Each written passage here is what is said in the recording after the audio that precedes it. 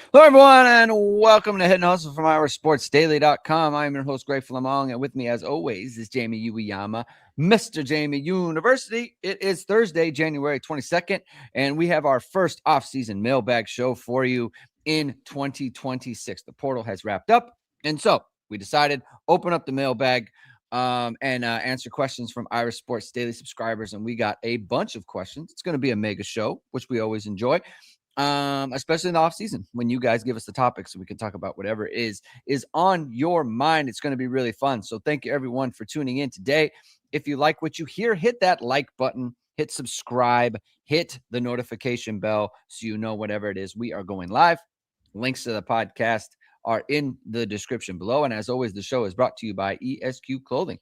Founded by Notre Dame alum Ge Wang, he is Chicago's go-to for the best custom suits, shirts, and sport coats.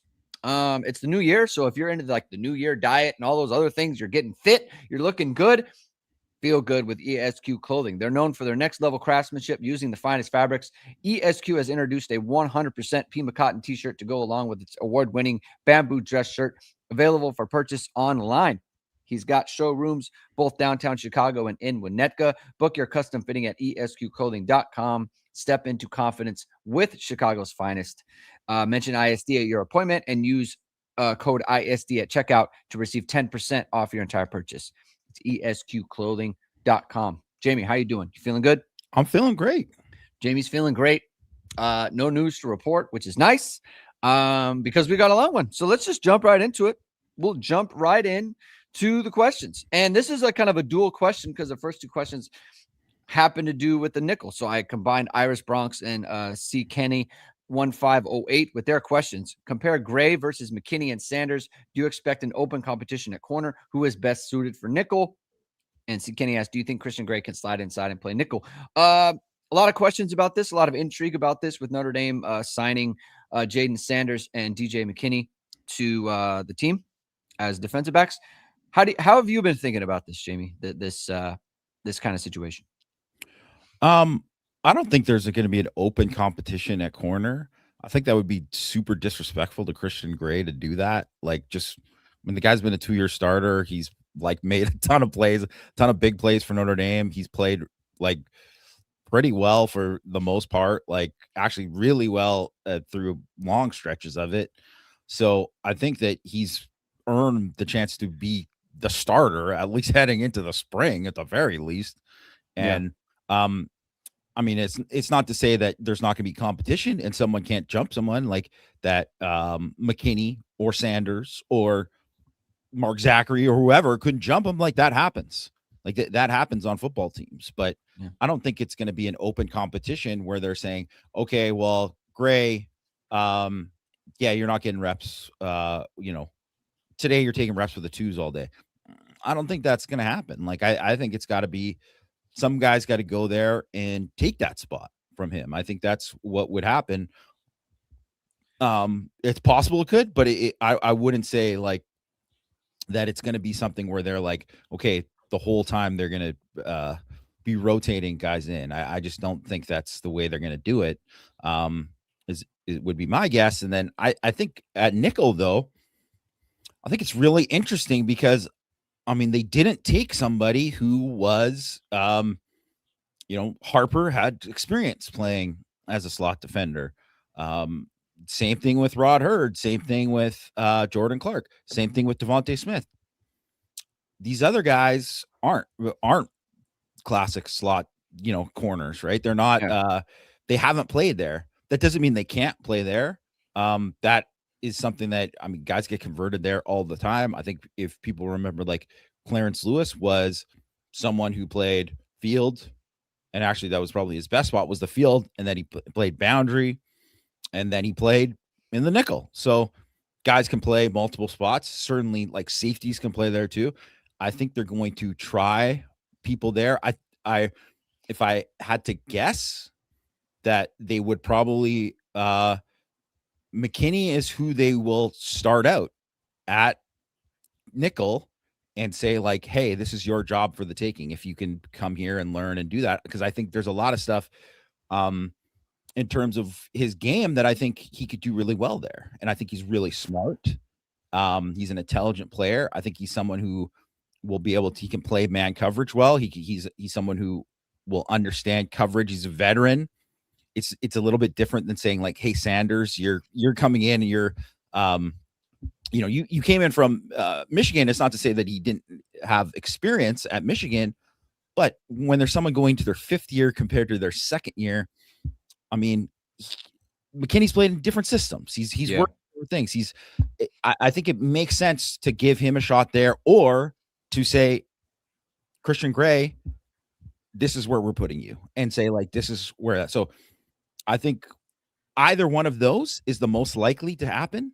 And then they could, and also you also got to remember that might be just Dallas Golden's spot, and they might that is Dallas Golden's spot, and they might just work other guys in around to see like, hey, who else can play here? So that is, I think something I actually wouldn't be surprised at all if it is, they do feel it's Dallas Golden's spot going into it, because I mean, for a freshman, I thought he played pretty well there. Yeah. Something to monitor for sure. As far as nickel, I mean, I think what they did was they've now created a situation where I think I could see a number of guys doing it. How that actually plays out is to be determined. But the good part is that whoever it is that does it is an accomplished football player, and very talented. So that's the good thing. You have so much talent in your room. As far as the open competition piece, the nice thing about corner specifically is you don't have to announce any sort of competition ever. Corners get a lot of reps to do one-on-ones and kind of show themselves. Like you don't have to, you don't have to have any open anything. You can put Christian Gray with the ones as much as you want, right? The other good part of this is like there's a lot of good wide receivers that Notre Dame has now. So having the number 1 designation doesn't necessarily mean you're getting so many reps against like the best wide receivers, right? So like think of 2023, right? Or the Sam Hartman year. Man, if you're not going against, some of the best guys, like the top 2 wide receivers in practice, you're not getting the best work, Yeah. That's not the case next year. If you're going against the 4-5 Mylan Graham, Micah Gilbert guy, Logan Saldate, Elijah Burris, you're getting a lot of good work. So you're working against everybody. In that situation, if you're breaking up passes and you're making plays, you don't need an open competition for everyone to see like, hey, this guy's making plays and this guy is not. You can just get vaulted up that way. So that's the good thing about defensive back in that is like, you don't really have to announce a competition there. And one other thing I just want to add really quick, because I think it's something that's probably forgotten by a lot of people, is that this staff in particular has shown that if guys are better, doesn't matter if they're new, they're freshmen, whatever, those guys can leapfrog other more established guys. Think about, I mean, Clarence Lewis is that perfect example. Played the most snaps on the team in Marcus Freeman's when Marcus Freeman was defensive coordinator in that first season. Ben Morrison comes in the summer. By the 3rd game, he's the starting boundary. Like that happened. And the thing is, too, is I could see Clarence Lewis feeling one way about it, but it's pretty obvious that. And by the way, Clarence Lewis wasn't playing poorly. No, he wasn't. It's just Ben Morrison was just that good, which obviously he proved to be. And then I think one of the reasons why Jade Mickey was a 4-game and out guy was because Leonard Moore had passed him as like the next cornerback. And I think he kind of read the writing on the wall and he was like, well, if someone goes down, and then it turned out that Christian Gray went down in that, he wasn't going to play in that first game. Right. And then Leonard Moore had to play. And then, the legend of Leonard Moore basically started from there. And I think that's one of these things. Like if guys are good enough, they'll earn it. They'll take it. And we're not even bringing into like Kari Adams or Cheston Smith, who could easily just do that. So I think they're so loaded in the secondary that I just think that everything is going to work itself out. And the main thing is they're going to be just deeper and not have to have guys like a corner shouldn't play 800 snaps. Yeah. 700, 800 snaps. They shouldn't. That's too many. That's too many. You have to be able to play other guys. Yeah. Next question comes in from Scott from CLT. Given the roster strategy of building via recruiting and development and then augment via the portal, playing time is even more critical for roster retention than ever before. He would appreciate our respective thoughts about playing time rotation strategies, how they should be given, given the current state of college football and quality depth talent Notre Dame currently possesses. Second, he would like our opinions on each positional coach's rotation strategy should be given the current depth and talent.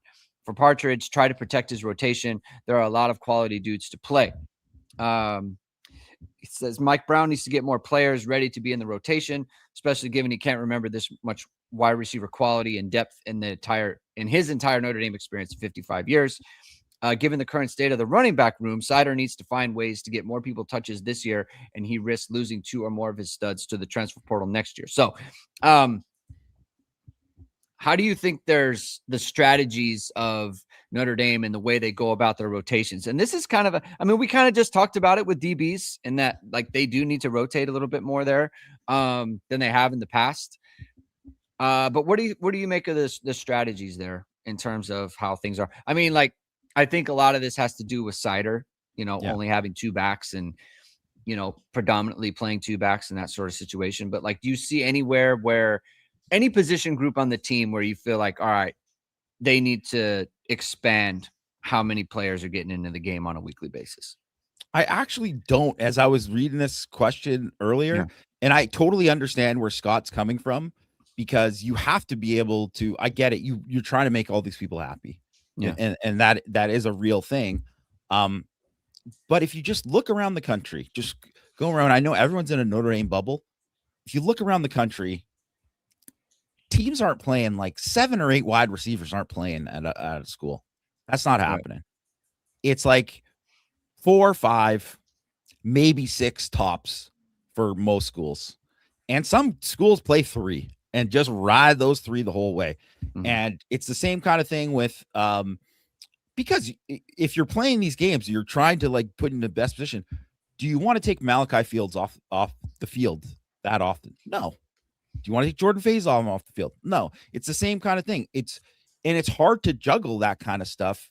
To do that, to keep everybody happy, and why it's just one of these things where if you look at like Ohio State, and like one thing with Mylan Graham is he was playing behind Carnell Tate. If you go read Matt's piece that he wrote on Mylan Graham, if you haven't already, for everyone here. But talking about how he was behind Carnell Tate, it's like they're not going to take Carnell Tate off the field very often. It's just a fact. You're just not going to, no matter how good the next guy is. So it's just one of these things where it's really hard to manage that. I think linebacker is a perfect example of if they have 5 guys who are good enough, they will play 5 guys. Normally, they wouldn't play 5 guys. They did it in 2024 because KVA was just that good. They're like, he's a freshman. Normally, that guy, their freshmen aren't ready to play. It's why they only played 4 really last year. Fermo played a little bit, but not, he didn't play over 200 snaps. He played like 120 something snaps. It's just, and that's just the way it is. You're not going to play like 6 linebackers in a thing. You're 5 is almost too many, right? That's hard to manage. Defensive line, it's different because you're just having guys, you want to get guys fresh. There's different sub packages. Guys can play in different situations. Guys can play in short yardage, all this kind of stuff. Like offensive line, if it's a big drive, you're not going to be like, well, we got to make sure we get the backup right guard in here. Like, that's just not how it works. Obviously, that's why you just want to kill teams as much as possible so you can get as many guys in there. I think it's all about like just earning it. And then people have to understand that there's only so many guys who can play, which is just pretty typical. And the thing is, if you are good enough, they'll find a way to get you on the field. And that's just kind of like the way it's always been. Yeah. I think running back, we could see more than 2. I think when people looked at the Penn State situation and then Notre Dame last year, It is a little bit extreme when you have backs the caliber of like Nick Singleton and Katron Allen, and then Jadarian Price and Yeah. Jeremiah Love. Like that's pretty anomalous, right? Like that Yeah. doesn't happen very often. So for him to kind of say like, hey, I'm going to go with these two, you kind of understand it's not a good idea to take Jeremiah Love off the field. And if you do, then it's okay. It's for someone like Jadarian Price. If you're not going to play one of those two guys, then you're kind of you're really doing the opposition a favor in that Yeah. case, especially in a game that's competitive, right? So Yeah. I get it, right? I understand that, and I also understand it from the Penn State piece. So I think this year we could see a little bit more from the running back position. I think there's a good chance we see a little bit more out of the safety position as well, because you have guys like Joey O'Brien who you might want to get onto the field. You have someone like Aiden Pouncey you might want to get on the field. You have someone like Luke Talich, who is now becoming an upperclassman. You want to get him on the field. So you might see more of that at those positions where it's like, hey, let's give some of these freshmen that we're very excited about. Ian Premer being another one. Let's get some of these guys who we're very excited about. Javan Osborne at running back. Give them a chance to get out there. So monitoring, right? I don't think there's anything inherently wrong, though, with how Notre Dame is doing it as kind of a broad statement there. Next question from Funk Beavis. How important is it to have a traditional boundary wide receiver in college football? And how much of an adjustment is it for wide receivers to learn the different positions if you start moving guys around? It doesn't seem like something NFL teams worry too much about. Is it simply because the hashes are closer together? It's a great question. I mean, the hashes are different in college. That plays a part in it. I will say, like, it is a thing for NFL teams too. Well, they'll play, obviously boundary and field too, and they'll move guys around. But the thing is there's always guys moving around. There's always motion. There's different ways to get people the ball. I think that is something that's like pretty common throughout now, right? Like there is more fluidity between the receiver positions than there were. I will say that, in that specifically that boundary position, when you are running there, and it's a little bit different because now sometimes you'll run a vertical route to run a corner off rather just like stock block a guy at, Right. Right there. But there's a lot of runs that are to the boundary. There's a lot of like outside zone to the boundary, like inside zone to the boundary. That's a lot of it because you have a little bit more like, I guess it's in a way there's like less space is more condensed and then something could kind of break out. And if you have a guy who can't block that corner there, that is a problem. If you have a guy who can't, there's less space there. If you can't beat somebody that is pressed up on you in coverage, that's going to be a problem, right? That is going to be an issue. So, I don't think, and we've talked about the previous show, Greg, how like you don't need necessarily a traditional. You don't need Michael Floyd. You don't need Chase Claypool, Miles Boykin. You don't necessarily need that all the time. It can be a different guy, but you still have to be able to win there in different ways. And I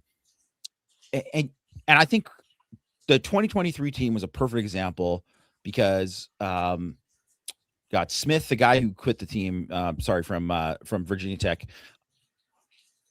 When that guy left and they didn't have like a boundary there that was used to playing there, you just saw like Jane Thomas go play the boundary. He went from like a really good player in the slot to, man, he's struggling to get open. He's just a body. Jaden Greathouse, because all the injuries, they had to play him there. And fair enough, he's a freshman. And he's a big guy, 6'2", 215. Well, it's different. You're working different there. It's harder. So it's not as easy as it looks. And I think it's one of these things where to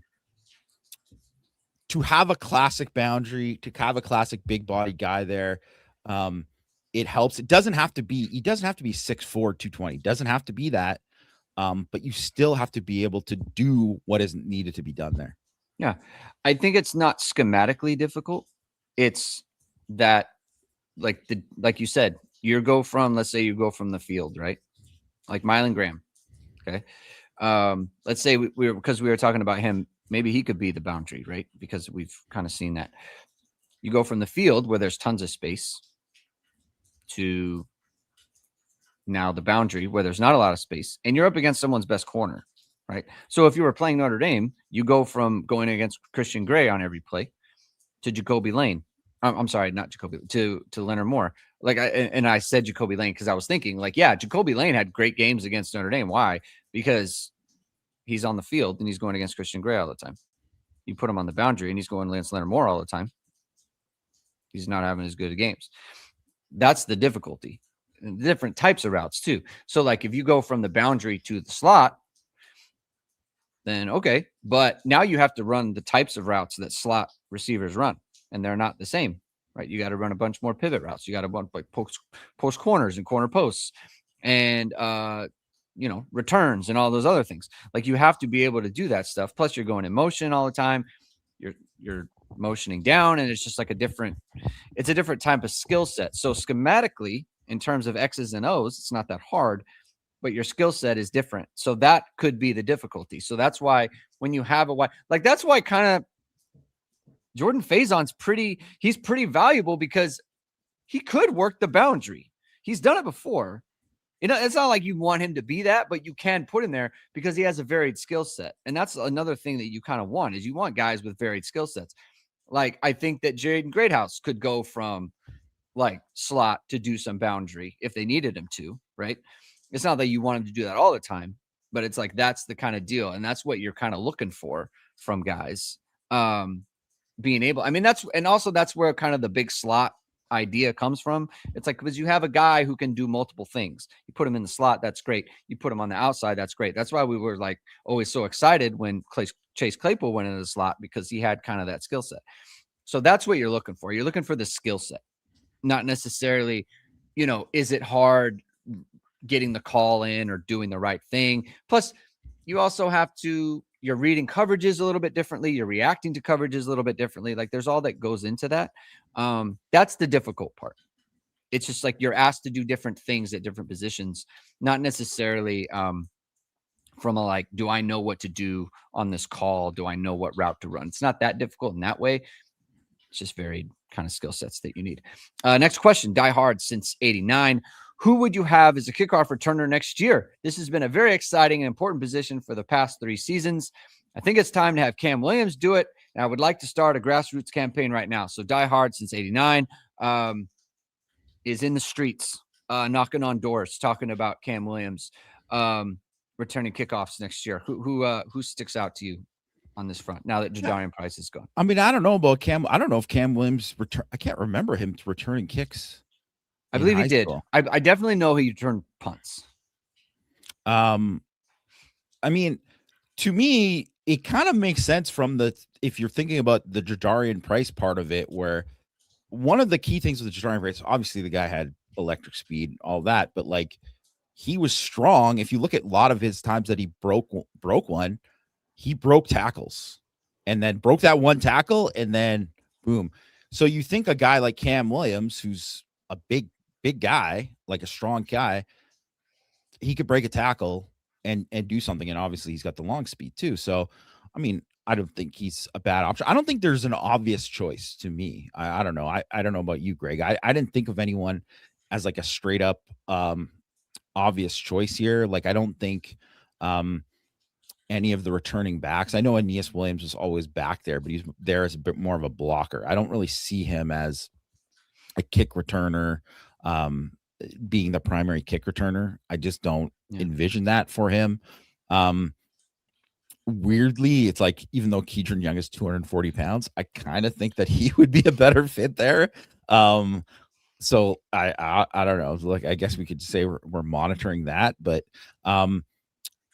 they're bringing in a couple guys, who in this class, like in Braden Robinson and Bubba Frazier, who can really, really go. So might be those guys I think would possibly get in the mix. I actually could see Jordan Faison possibly doing it. Obviously, he's a guy who can return punts as well. So like that is something I think wouldn't be surprising to me, because he's another guy who's like maybe not the most like super electric speed guy, but he is a guy who I think would be able to maximize yards in a lot of ways. And then obviously Osborne and Walton are guys that I think could possibly do it too. I think it's kind of wide open, right? And I don't think Jadarian Price was actually seen as like, hey, this guy is going to be the kick returner for sure. And even Tyree, obviously Tyree, was a good returner and all that. He wasn't even viewed as for sure like he's going to be the returner there. But having like someone like Tyree, having someone like Price, guys who can take a distance, I mean, it's so valuable. Jaden Harrison, obviously. Yeah. I think they have enough candidates. I just don't know who would be off the top of my head who I think like, hey, this is the guy. Dallas Golden, another guy who he has returned kicks. I like him at that because he's a guy that you definitely want to play and you want to impact games, but you're not going to give him like so many snaps, So it's like, hey, you're our starting kickoff returner. Like in terms of like reps and how to use people and rotations and stuff, like I think that's good for him. I mean, I think Mylan Graham is one. I think he could. I think he's a good option there. I think people need to I don't know, man. I haven't seen Cam Williams do something explosive in a game where I thought, let's have him return kickoffs all the time and be the guy who does the stuff that Jadarian Price did. I just don't have that there. That's just my thought. This is a great. How good does it? How good a year does Mylan Graham have to force Jamie to start releasing a Fab 51? I mean, I do. If you go back to that year, it's easy for me to just say, guys, well, I had him 51. He just missed. If you go back to the final, Fab 50 in final ISD Fab 50 in 2024, I mentioned that he's 51. And I have at least the last couple of years listed the rest of the top 100 because I know people like kind of care about like where do you see other people. So I mean, I guess whatever I could bug it. If I'll tell you what, if he comes in, he's an All-American this year, then 100%. We're gonna put in the request to F5. It's got to be 51 in his honor. And you had no reason to think he was going to ever end up at Notre Dame. So that's that's a true thing. Iric Calico, what is your best guess as to when the blue gold game will be, and when do you think the schedule will be finalized? The blue gold game, I mean, when are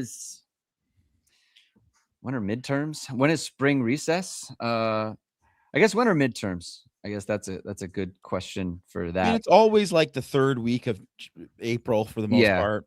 So plan it around there. As far as the schedule, I think it'll be pretty soon. As far as dates, there's another question. I don't want to step on it about the 12th game, I guess, when we get to it. But I think it's going to be Stanford. It'll most likely be Stanford, and I have to figure out when that'll be because BYU took the 17th. And Stanford's coming to Notre Dame, right? Because they were at Stanford last year. Do I have that right? They ended the season at Stanford. So we'll have to figure out the date. I think they'll be the 12th team. But as for the schedule, when it's final, I don't know. I mean, they might know it right now and they just don't release it, right? Like it's just kind of up to the school. Extra ND 1994 with the kickers that were added. Do you feel more comfortable about Notre Dame's kicking going into this next season? I mean, yes. Like I mean, it's hard to be less comfortable. I'll tell you that. Who wouldn't be? I mean, not to whatever. I'm not, trying to knock the question, but obviously, yes. They just, like I said, kicker rankings. I'm never. I don't know. Who knows, right? I'm not an expert in evaluating kickers. I think there are people who would say that the kicker ranking people aren't maybe the experts at it too, because there's a lot of guys who end up being ranked high who don't end up doing well. It's hard to evaluate because there's so many other things that happen other than when you see them kick in like a camp setting where they look great, just booting the crap out of it. But I mean, you sign a guy who's the number one kicker, add that guy, and then you're adding another guy who has made 88% of his kicks last year. Yeah, it's an upgrade, a huge upgrade. Yeah, 88% of his kicks hit a couple from 50 plus.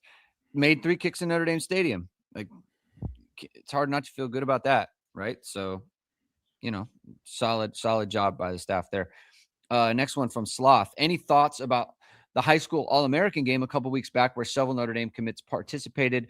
Thoughts on how Gerard looked in that game? Oh, the Under Armour game. I was thinking of the Army other one. Yeah. I was thinking of the Army or Navy now. It's the Navy one now, but it's they changed the sponsor. But I got to be honest, I think the games are worthless. The practice stuff, you can learn more from the practice during the week. I mean, it's cool that obviously Joey O'Brien got a pick. Teddy Gerard, I mean, he got picked by Joey O'Brien, but he also had a really nice throw. That was money. I think that's always good to see when you see that kind of stuff. I don't think any of that stuff in those games are very predictive of that. I think though you do get a good indication of seeing guys compete during the week. It's just different now. I think those games aren't nearly as big of a deal as they were before. Just because I think one of the reasons that I can't believe how much that, I guess the Army, now the Navy game has fallen off. And they've kind of switched it. There's more obviously Teddy Gerard is a guy who's, what was in the 2027 class, now reclassifying whatever, but there's a lot more of those guys in both those games because early enrollees and all of this is just, it's become too much of a conflict. And now those games, no one waits to declare. Everybody's That's there. The thing. That's what I was going to say. No one, there's no intrigue because no one's, putting the hat on or whatever. And it is one of those things too, where I don't really think that, schools want players to really play in those games. If they ask I think they're cool if you said, hey, I'm going to play this game. They're like, okay. But if you asked a program about it, like a coaching staff, they'd probably be like, nah, we prefer you not play, just because they'd prefer you, they don't care about your ranking. You've already signed. They already like you. They want to get you on campus. They want you to be healthy. Any chance that you might get an injury during that week, all of that kind of stuff. So I'm not really big on it. And I think that those all-star games have kind of fallen off. The opening is coming back this year. So it sounds like they're going to have a national thing. I thought that was a great thing when, used to go to that every year with Christian. Sometimes Matt was there a couple times with us too. It's a great thing because you see a bunch of guys, more of those guys will be committed now than they were back then. Mm-hmm. But because it's heading into the senior year, there's still so many guys there that you haven't really seen and you're still kind of learning about, even if they're already high profile guys. And even though there isn't pads, well, there is stuff for the linemen, but you do get to see a lot of good competition between guys and how guys stand out. Obviously, Kyle Hamilton, perfect example of he was a guy who stood out in that setting. Michael Mayer, another guy who stood out in that setting. Yeah. So lack of hat commitments at the Under Armour game. The other part too is in the 2000s, 2000, 2010. It's it was always a big deal, but it was a really big deal. The thing is with the advent of huddle tape, we've seen all these guys. Whereas before, it's oh, I'm just gonna think Adrian Peterson. Adrian Peterson's, I've never seen him play. I know there's hype. I know that people like him, right? Adrian Peterson's gonna play. I want to see Adrian Peterson play and see what he looks like, But now all these guys are playing in the game. We've all seen their highlight tapes. We can go to Huddle right now, huddle.com, and find all their highlight tapes and look what they look like. And you already know. So there's no novelty to it. Whereas before, it's oh man, I haven't seen this guy. I've heard about this guy. Let's see this guy, And that's so That's what's lost. It's just the novelty of the whole thing. KDJP 46. Any insights or rumors around the 12th game? We talked about that. We believe it's going to be Stanford. So hopefully that can get announced soon, so everyone knows what that situation is going to be. Sausage King in Chicago here. He had something. If you can look there. Abe Froman. Abe Froman Says Stanford will be October 10th, according to Stanford. I mean, what do they know? What does Stanford know about it? October 10th. Well, that's the thing. Like Notre Dame could know, and they don't announce it for whatever reason. But yeah, I could see that. I mean, they do need to schedule it. So, because they obviously just announced that BYU is October 17th. Yeah. So that would be in between North Carolina. They play on October 3rd, and then BYU. Then they would have a bye before Navy after the BYU game. Yeah. After the BYU game. The ones that don't have dates right now are SMU, Syracuse, and I guess SMU and Syracuse. If that Stanford date is correct, and if they're reporting it, then I would guess that that's probably correct. They'll be 21-28 then probably. November. I think what's interesting about this, because of obviously, well, you know what? We'll get into that in that other question, because I know there's that other question about the later on about the Thanksgiving game that we'll get into. So yeah. Okay. All right. Loyal Stepson asks, does Notre Dame have the power to say no to Labor Day Sunday and Monday night road games with the ACC? If I was Bavacca, I would tell the conference to pound sand moving forward after the ACC's horrible CFP decision-making and behavior. Short of that, I would say that Labor Day games have to be at Notre Dame on NBC every other time. Well, I think one of the things Notre Dame, I don't think Notre Dame before was probably open to it, because it's it is a high profile game, and Notre Dame wants to be in those games on national television. It's a good thing. Like it's not a good thing to open the season at Texas A&M or Miami.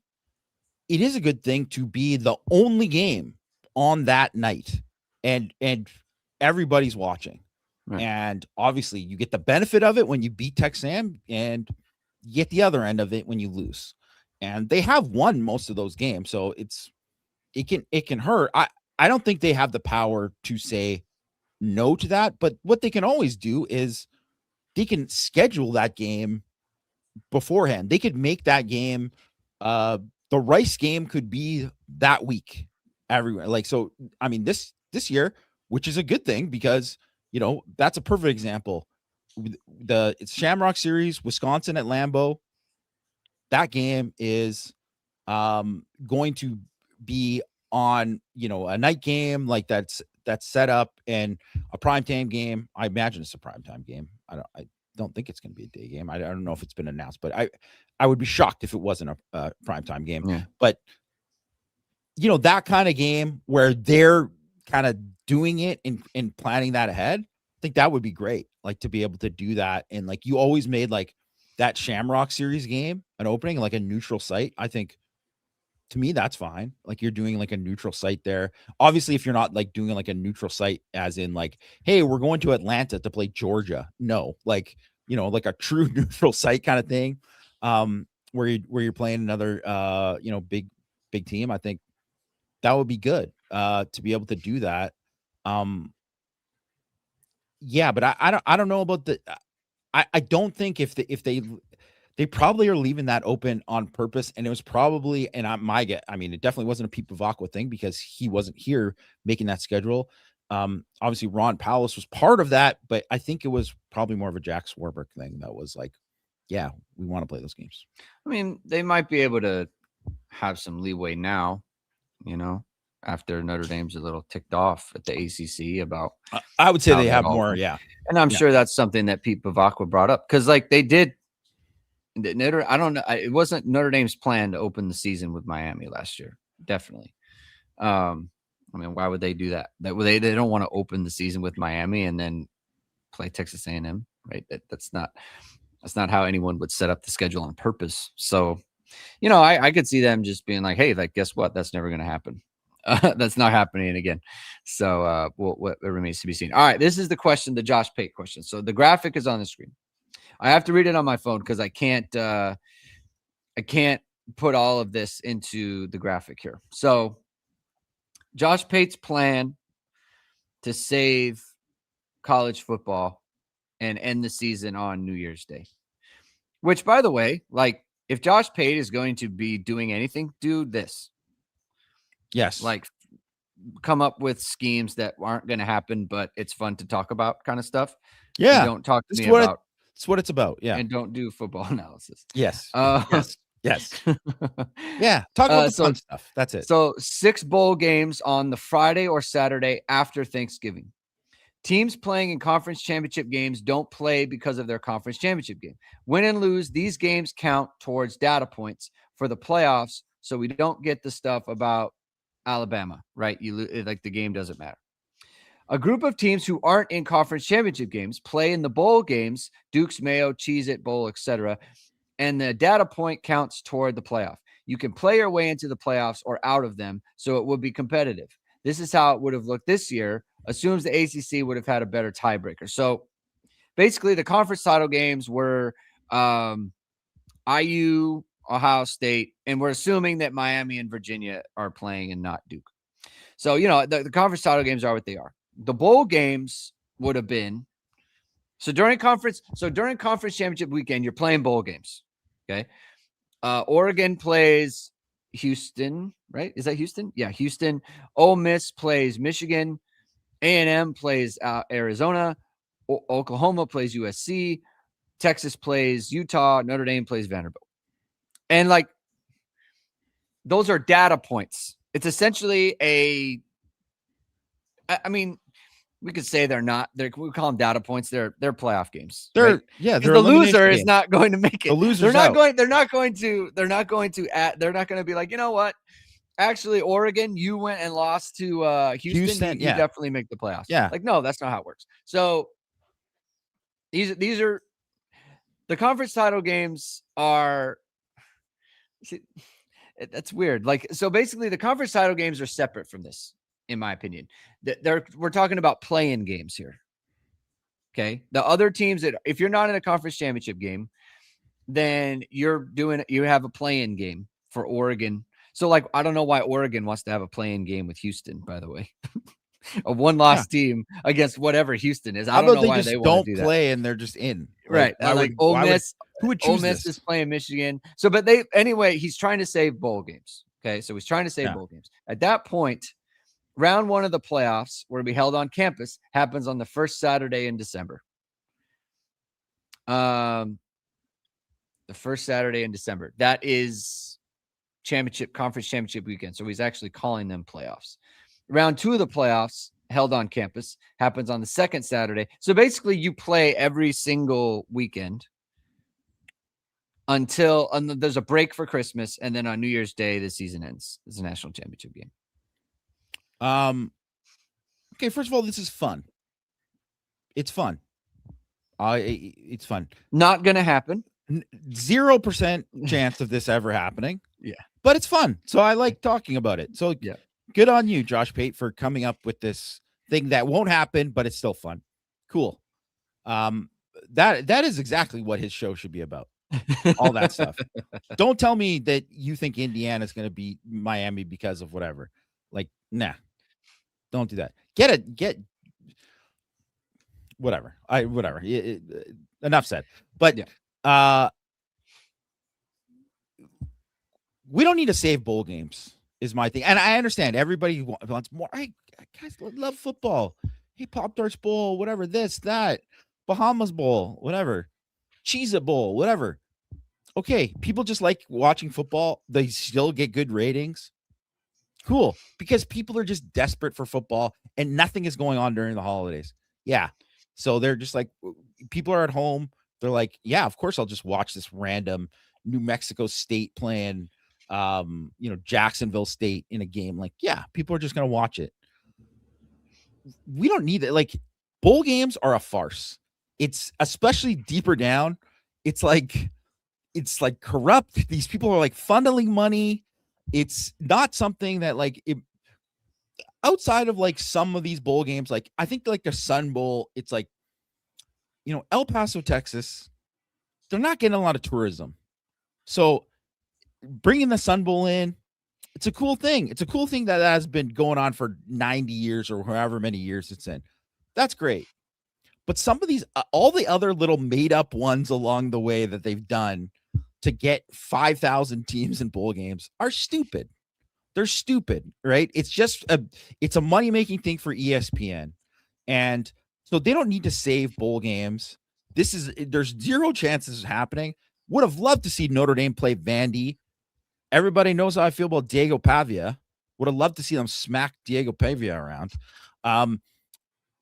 Also, too, Clark Lee on the bad list. Hey, where's that? We're gonna get to that. We're 100% getting to that because there's a short list question if Freeman leaves. So we'll get to Clark Lee. I've got some thoughts. Yeah.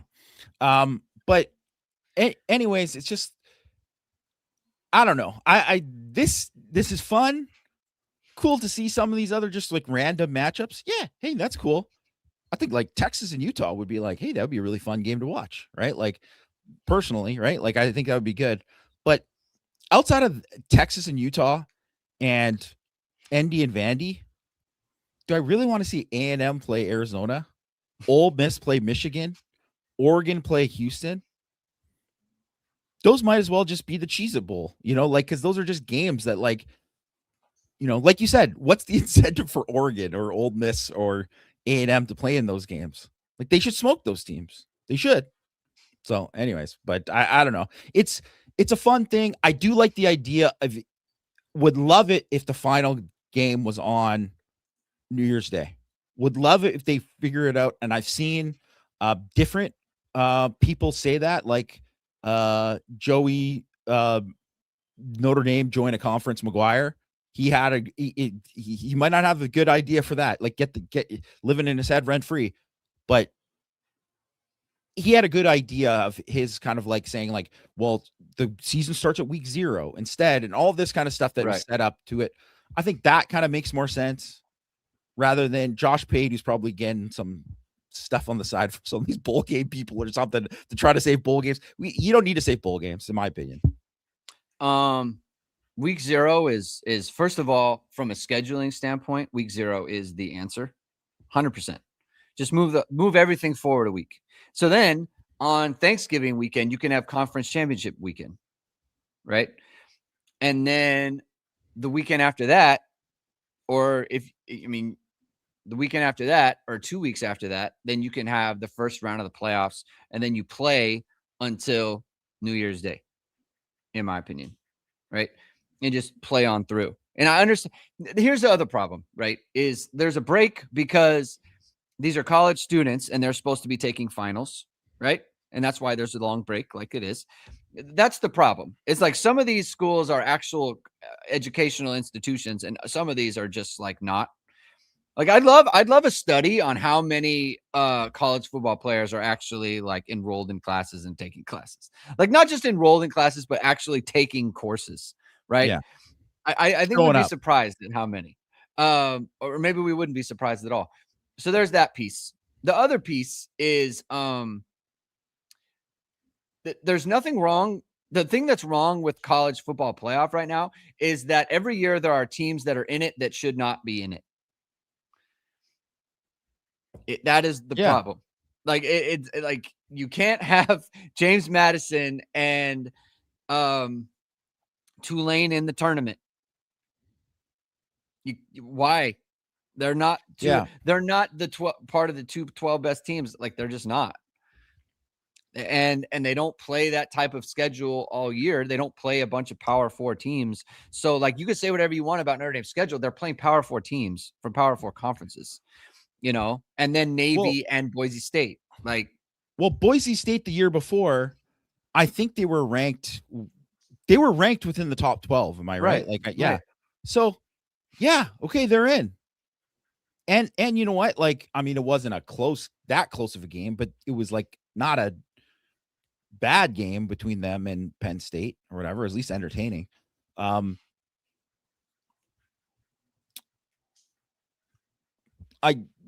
I don't know. You don't need it. You don't need to force teams to be in it. Like, I mean, the ACC screwed it all up for everybody, but really, like, get your stuff in order. College football, it's bad. Just fix it. The other part is conference championship games. Why do Just they get rid of them. exist? They don't need to happen. They don't need to happen. If they don't matter, then go make them go away. Like that. It's not important, right? It should just be you play the regular season. The regular season champion is the regular season champion. That's the team that gets a bye. Figure out your own tiebreakers. I don't care. You're the one just like bowl games where it's money. Yeah, like you're the one who set up 16 team leagues. That's not that's your problem. Figure it out. The regular season champion gets the bye, and that's it. Because that way we don't have this situation where like 2 years ago where Clemson's out, but they won the conference championship. All right, they have an automatic spot now. Like, no, get out of here. Same thing with Arizona State. Like, no, we won this, and so therefore we're in. Get out of here. Like, no, you're not in the top 12. You're not one of the 12 best teams. Please leave. Like, that's my takeaway from that. Like, we don't need to do all this stuff. Move the season to week 0. Just play on, to have a week break, and then play on until New Year's, and that's it. And get rid of the automatic berths for all that other stuff. Next question from Irish Nut. How much of a difference do you think it makes that Coach Marcus Freeman has both coordinators and quarterback for the first time since he has been head coach at Notre Dame? I think it is a big deal. I think it helps. I mean, obviously, it's not one of those things that would be good if you weren't happy with the coordinators, but I think that, like, after, people weren't very happy with Chris Ash, I think as the season went on, people started to like the hire because Notre Dame played really well. And I think people are pretty optimistic about what the job he'll do this year. And obviously he helped get them Charlie Partridge as well, too, his relationship there. So I think that's something that can be really good. I mean, there's still the NFL hiring cycle in terms of assistants. So I think people should watch out for that because there's always stuff like Dylan McCullough was someone who went and, that happened. And then all of a sudden they got Jawan Sider. So there's like things can happen there but as of right now, they only lost Max Bulla from last year. And they just slid over Al Washington and Charlie Partridge is there. And there's going to be other, I'm sure too, like some of the other guys who are like analysts and whatever. There's some of that stuff, but their main position coaches are all intact right now. And I mean, it does help. It does help. Yeah. I mean, it's huge in my opinion. You don't have to start over, especially on offense. It's so hard when everything on offense is like, if I call this, am I going to get what I think I'm going to get? You had questions about that last year. You don't have that this year. You know exactly what you're getting. It's enormous. I think that's huge. And like Chris Ash knows exactly what he's doing. He knows his personnel. He knows what works because of what happened last year. It's enormous. All the questions that we had last year at this time don't exist this year. And you have the experience of your quarterback as well. It's enormous. Atward says, should we shut down the program now or wait until Notre Dame gets screwed out of the playoffs again? Indiana repeats and steals all of Notre Dame's good players, and Freeman leaves for the NFL, or am I reading the offseason mood wrong? So basically what he's saying is there are a lot of people out there. Can we settle down?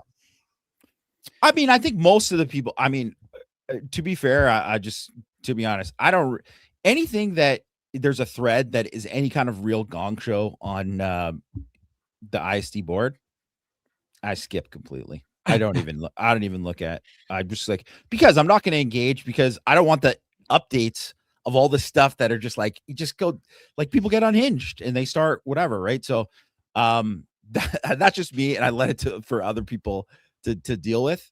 I think there's not too many on ISD's board though. I want to say ISD's board is very, very good for the most part.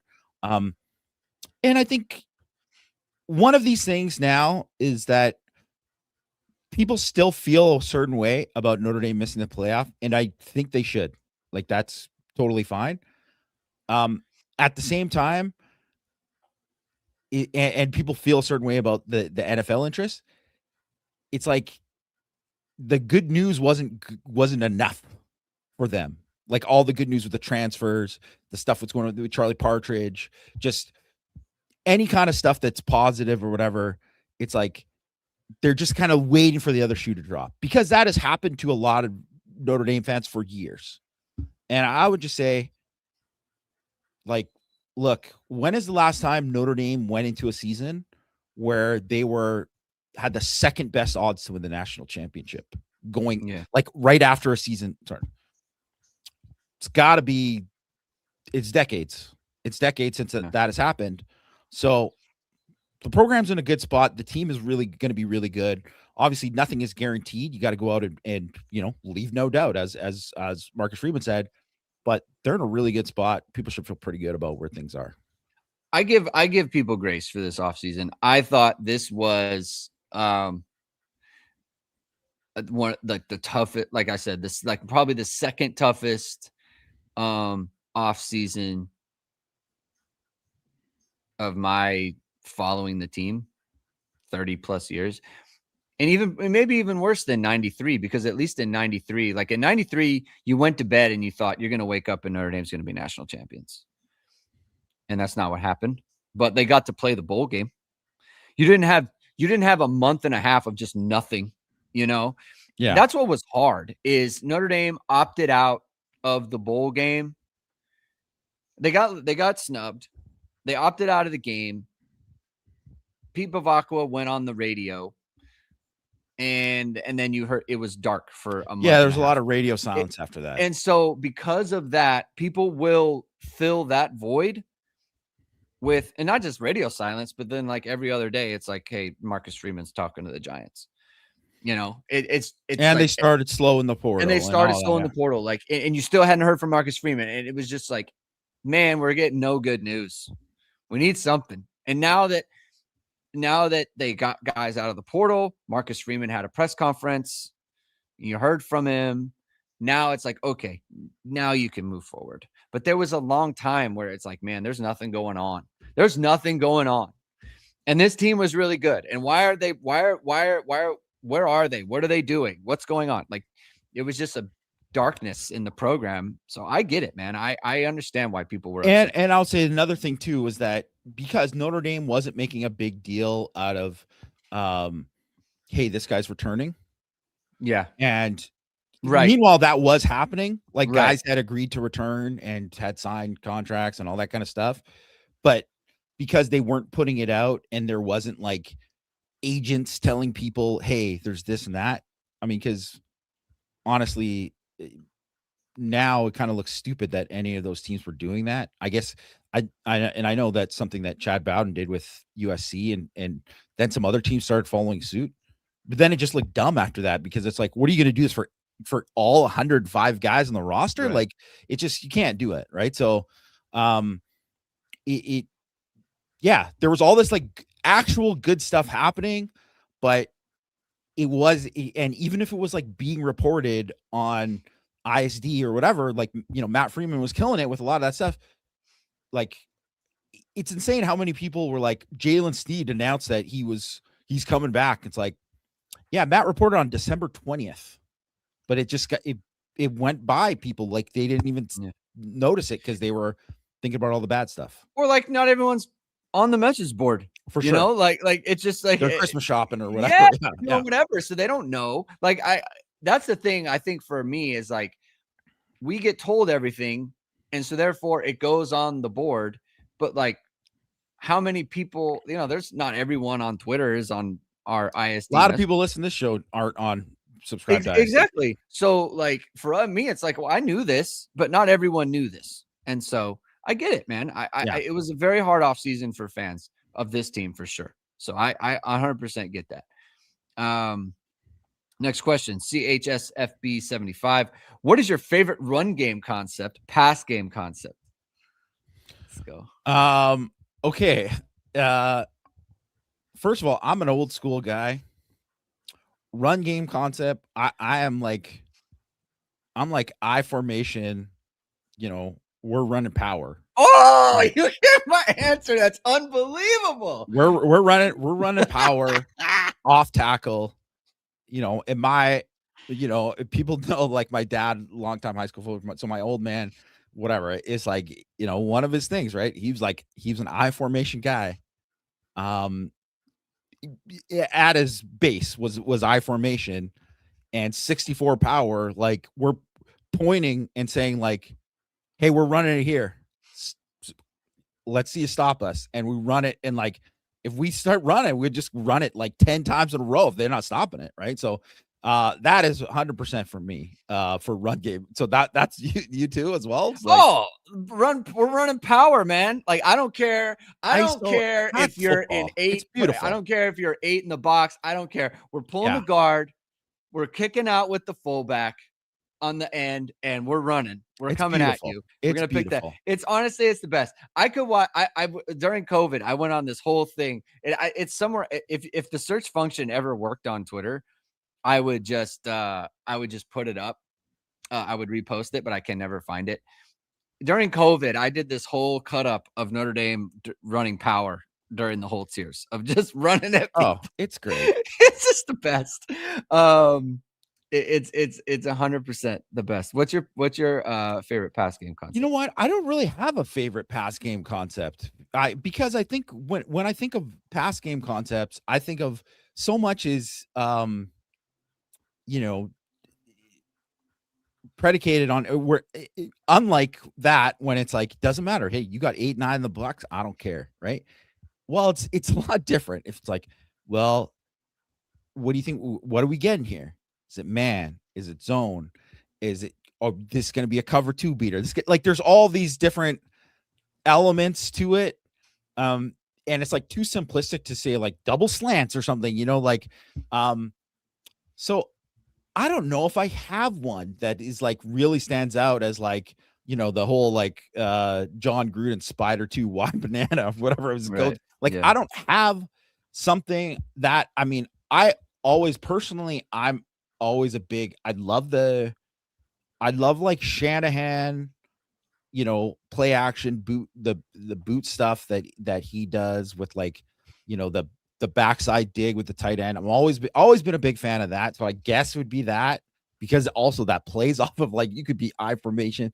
They're coming down. And they'll think of that. All of a sudden you're going to hit that dig over the top. Like, I always like that, but I don't really have one that is just like, hey, this is like the go-to, like, this is my third down thing. Cause there's so many different things that I think it's just dependent on. Chris Wallace says mesh rail is the GOAT. It's pretty cool. You get mesh, and then you have the wheel from the running back. That's pretty good. I will say, for me, anytime the quarterback's under center, and it doesn't have to be I formation, like Notre Dame's opening touchdown against Purdue, where it's like post, like play action, put it out, put the ball out, pull it back. And it's like, as soon as you see that, it's like, oh, they're running a post and they're taking a shot. I love play action post. So play action, post, post, like you could do Mills, post dig, you could do post out, post corner. I like, that's a fun one. Like Notre Dame did this. They did this out of, I think it was just 21 personnel, or maybe it was 12, or I'm sorry, 21. Yeah, 21. No, I'm sorry, 11. Maybe it was out of 11 against Rice. The opening touchdown to Will Fuller. It wasn't open. It was 7-7 at the time, but it was single back. You go find it. Notre Dame Rice. Everett Golson puts it in the belly, pulls it out. Will Fuller post. CJ Prosise runs a corner. I don't care what the combo is. Play action post is just, it sings to me every time. I get so excited when I see it, because it's like they're taking a shot, and I love it when teams take a shot like that. It's poetry to me, because then you've got the receivers chucking deep, you got the safety having to react, you got the corner to react, the linebackers, they suck up, and then it's like, oh, it's a pass, and then they got to turn to get in their drops. I just want to point out to what Rob Wozniak was saying about should do a show talking about our favorite ND pass run run defense special teams plays of all time. Man, that is a pretty good idea for a show, because there's a lot. I mean, I think we'd have to rank a bunch. But and I don't know, like, whatever, I'll have to think about it more, but like off the top of my head, as I'm just thinking of like that first play of the game, Florida State, Carlisle Holiday bomb Arnaz battle. Yeah. Beautiful. Love it. Yeah. That's what I was thinking of the whole time. And that, I don't even believe that was a post. I think it was just a go, but like maybe like a stop and go or something. It was a stop and go for sure. Yeah. I mean, I'll just tell you right now. So the reverse, speaking of Florida State, the reverse Notre Dame runs, the opening touchdown in 93 against Florida State is, I watch that almost like certainly every week, if not like multiple times a week. Not just because it's perfect. Lou Holtz, man, that guy, he could run reverses like you would never. He had the greatest feel for when to run a reverse. He did, really. I can't believe it. And he did it with like Adrian Jarrell, right? Like he runs a reverse for a touchdown. It was his only carry of his career. So it's like no one's ever thinking, oh, they're going to run a reverse with Adrian Jarrell. They do it. The way the NBC called it too, which is like, now, right, you get a game and they kick the extra point or whatever, and they always go to the music from either ESPN's music or NBC's music or CBS, whatever, while they're showing the replay. In this one, it's like full on Notre Dame fight song playing while Todd Christensen is explaining what happened. Why do they take that? I don't know. It is honestly used to be the best part of, you score the touchdown, kick the extra point. They play I don't even know what the one song was, whatever. But the pre-song before the victory clock, they play that, and then they would play or the Irish clog or whatever. Yeah, and then they would play, the fight song after the extra point. That was Notre Dame football. I don't know why they stopped doing that. I don't know. And it used to be like, sometimes you can hear it in the background, but they don't have the mics turned on proper. Yeah, that's college football, man. We used to build things in this country, Jamie. All right. Next question from T Sullivan 08 for Jamie. Since you follow Charlie Partridge's career and accomplishments, what are the characteristics or traits that his players have displayed that lead you to believe that he's one of the very best D-line coaches in college football? What are reasonable expectations in terms of improvement for the guys Notre Dame is bringing back on the D-line in 2026? Predict how many game records Notre Dame will have in the unit next season. Okay. Well, one, I think people are getting an idea, like all of a sudden, like there's going to be like 400 game records or whatever. It's not going to that isn't going to happen. It's not going to be like that. Mike said Troy is having 15 sacks. 15 sacks is insane to me. I mean, if he does, hey, if he does, he's probably a top 5 pick if he's getting 15 sacks, to be honest. Yeah. But I would say that one of the things is, like, obviously he coached at Pitt for, a long time. And around that time, I think around I want to say like around 2018 or something like that, I watched like a clinic tape of him. And it was really, really good. It was really good. And I was just really just liked everything how he presented it. And it made me really think and learn some stuff. And I already kind of had respect for him. And then I think you just look at the main thing you look at is just production from his guys. That's what just stands out. There's so many guys that are double digit tackle for loss guys, incredible things. And some of that obviously is scheme and what they do. But you look at how those guys play and how they function and how they are able to do things how the consistency of how they step laterally, how they always play. They're always playing on the other side of the line of scrimmage. That is a constant with those Pitt defensive lines of his. And the fact that you just saw there's so many guys working hands, guys develop with their hands there.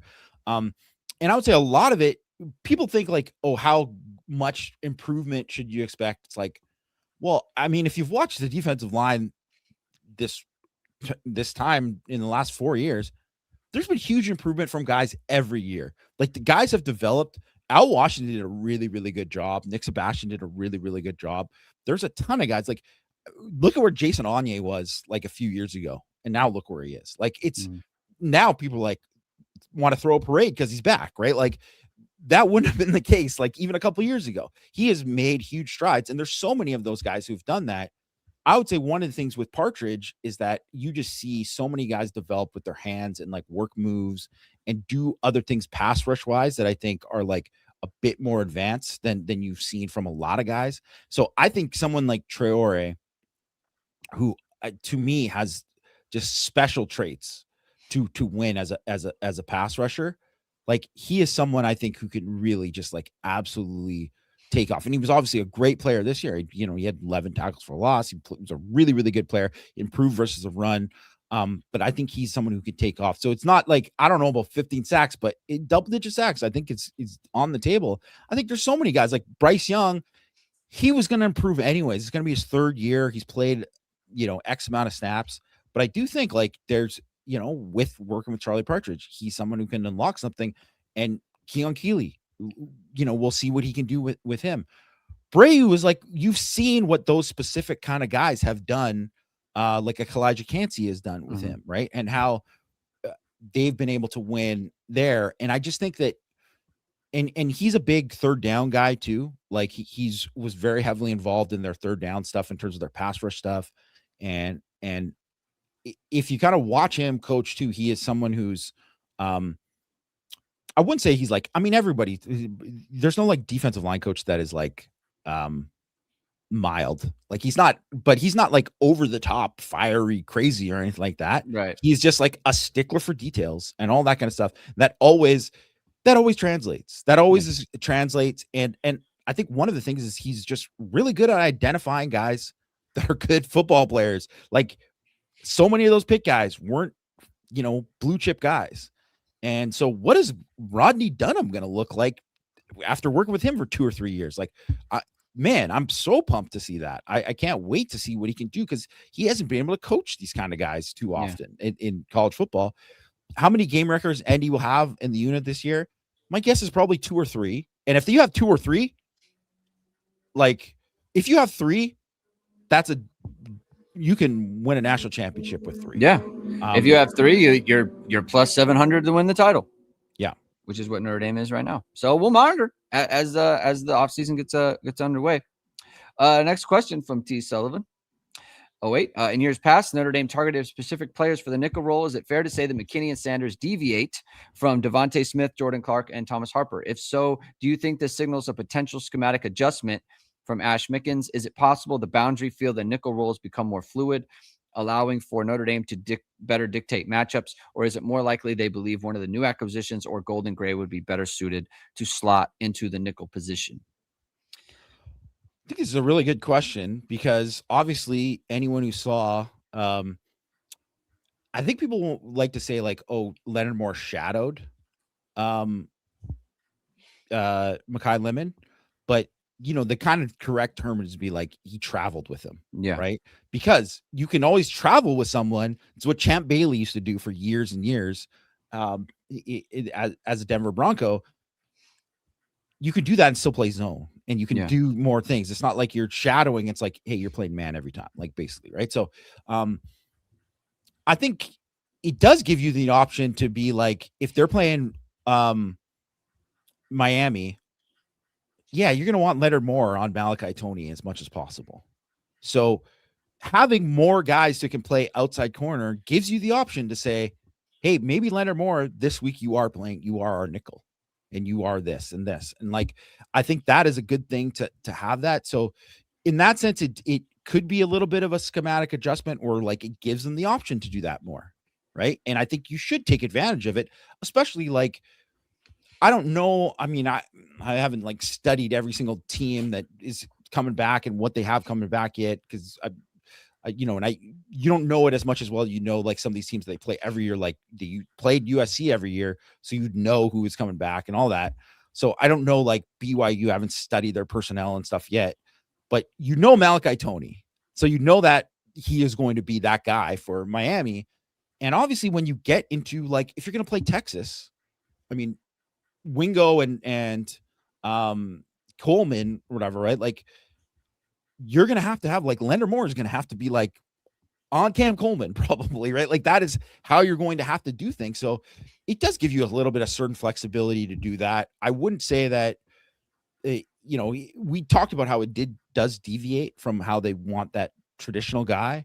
But also too, I think you want to be able to do things where what they did last year, and they did more and they ran more zone. They still played a lot of man, but they ran more zone.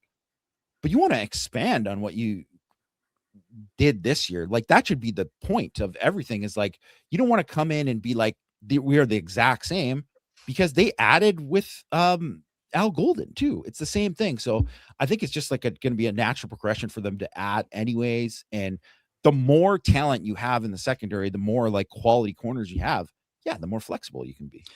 Yeah, I think because Leonard Moore played so well at the nickel, it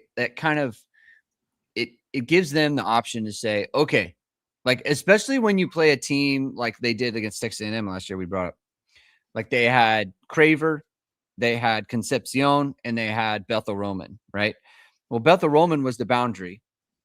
And so you have Leonard Moore on that guy the whole time. Well, okay, he doesn't do anything. Fine. But their two top guys are field slot.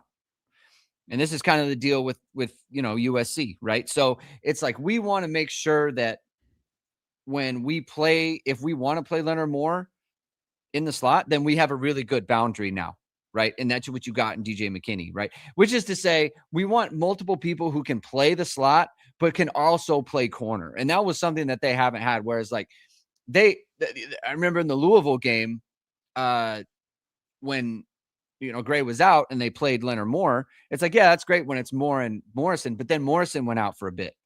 And so then Moore had to go to the boundary. Christian Gray was hurt. It's like, well, shoot, now what? Now you're moving Jordan Clark out to the field. And it's like, well, he's not a corner, right? So that's not what you want to do.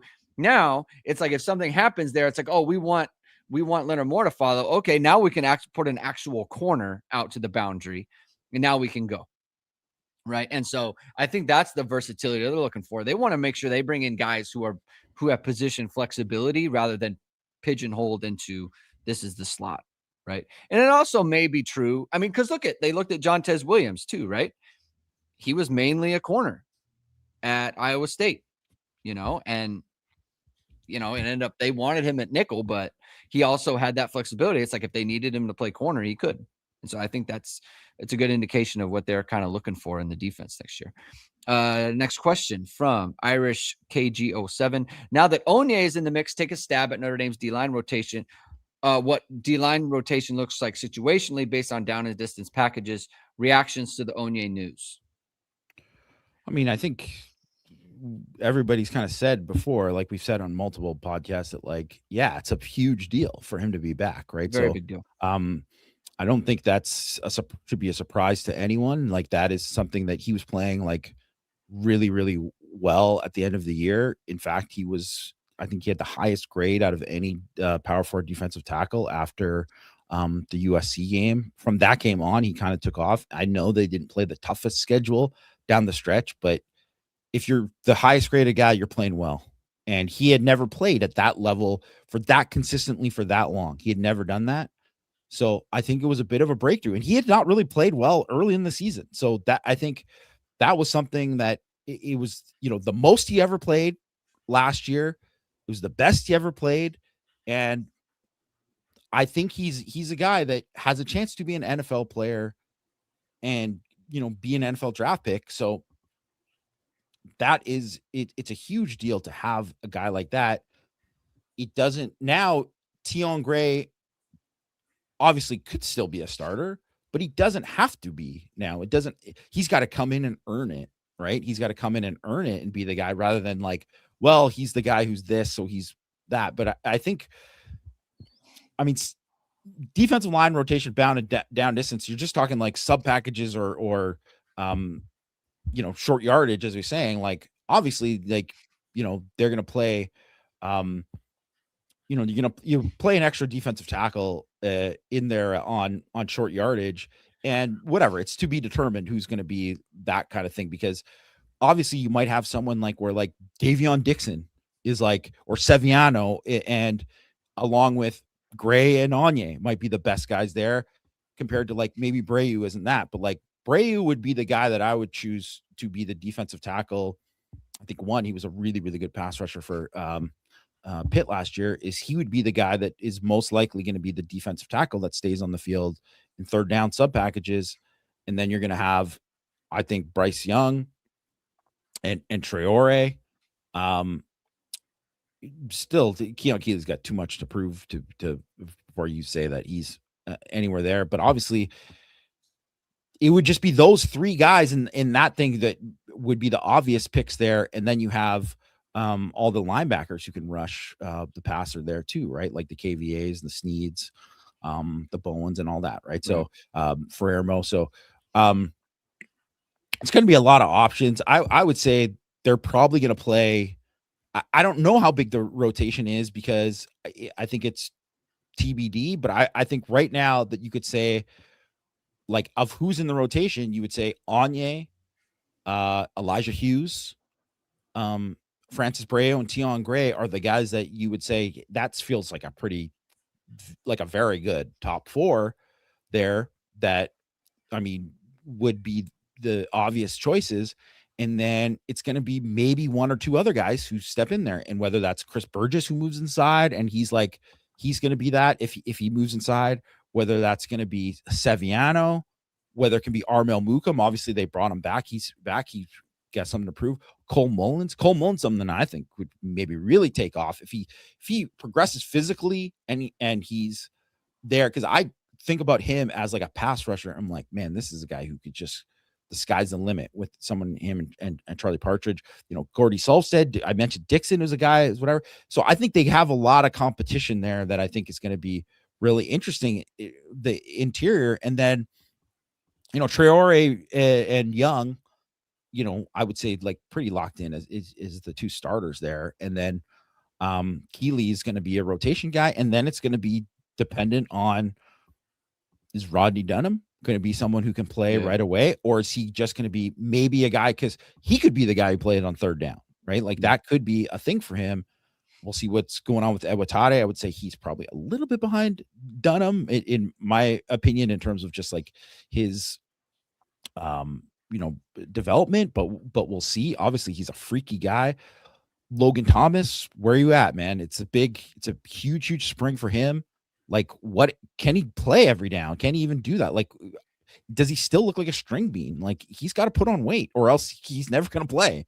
And then guys like Joe Reif and Dom Hulak, like, don't know enough about where they're at and where they can be, right? But I would say that, like, there's more opportunity there for the edge guys to really like step in and become part of the rotation, where the defensive tackle is pretty crowded, and it's going to be a battle to see if somebody can kind of jump up in the rotation. How the tables have turned at that position. Yeah. So it's just, there's a lot to track, right? And there's a lot to kind of be gained from spring practice this year.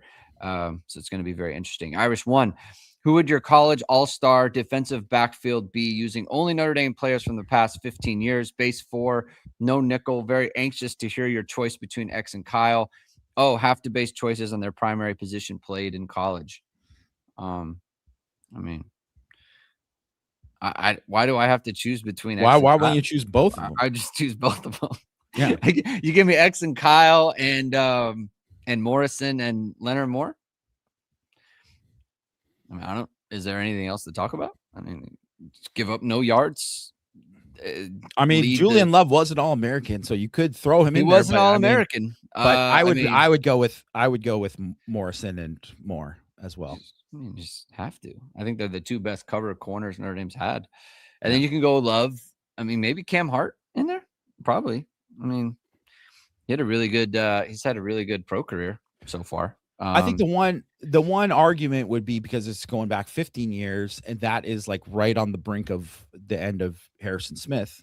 So you could say Harrison Smith. Would you take out one of Kyle Hamilton or Xavier Watts? But man, it's tough. I think I would still go with Hamilton and Watts. Every now and then I think about how when Kyle was being drafted and it was Braylon Edwards and that other guy, we're talking about how Notre Dame safeties are not known for being good in the NFL, which was not true at the time, given the Harrison Smith Hall of Famer situation. It's a take that has aged as bad as maybe any take in the history of takes. Between Gilman, Love, Smith, Hamilton, and Watts now. It's the worst take you could ever have. Yeah. Morons. Irish One says, what do you think of Coach Freeman's performance as analysis as the analyst for college football championship game? I thought it was fine. Thought he did an okay job. I saw like Stu Mandel said, oh, he's was hyping him up. I was like, easy there, Stu. He wasn't that good.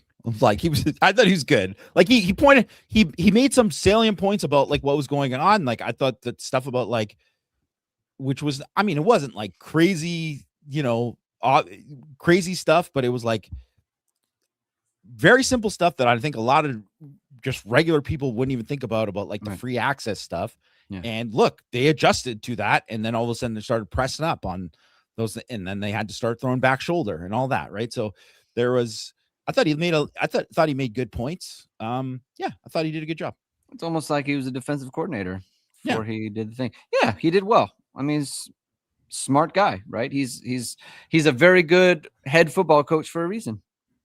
Yeah. That's why he gets paid a lot of money. So yeah, good job by him.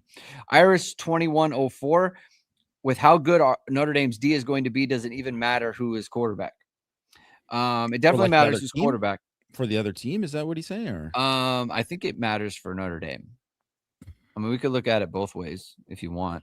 I mean, I think the point is Notre Dame's defense is going to be good, right? The defense is going to be awesome, but obviously, if it matters, because if Carr is one of the best quarterbacks in the country, like he should be, like he was this year, and if he takes another step, and it's like, okay, well, he went from top 10 to top 3 or something in the country. It does matter, because that's how you win a national championship. Yeah. Right. Like, and it's how you go from being like, hey, you're a CFP team to, oh no, you won it all. Right. So, I think that, and the other thing is like, in terms of the quarterbacks they're going to play, I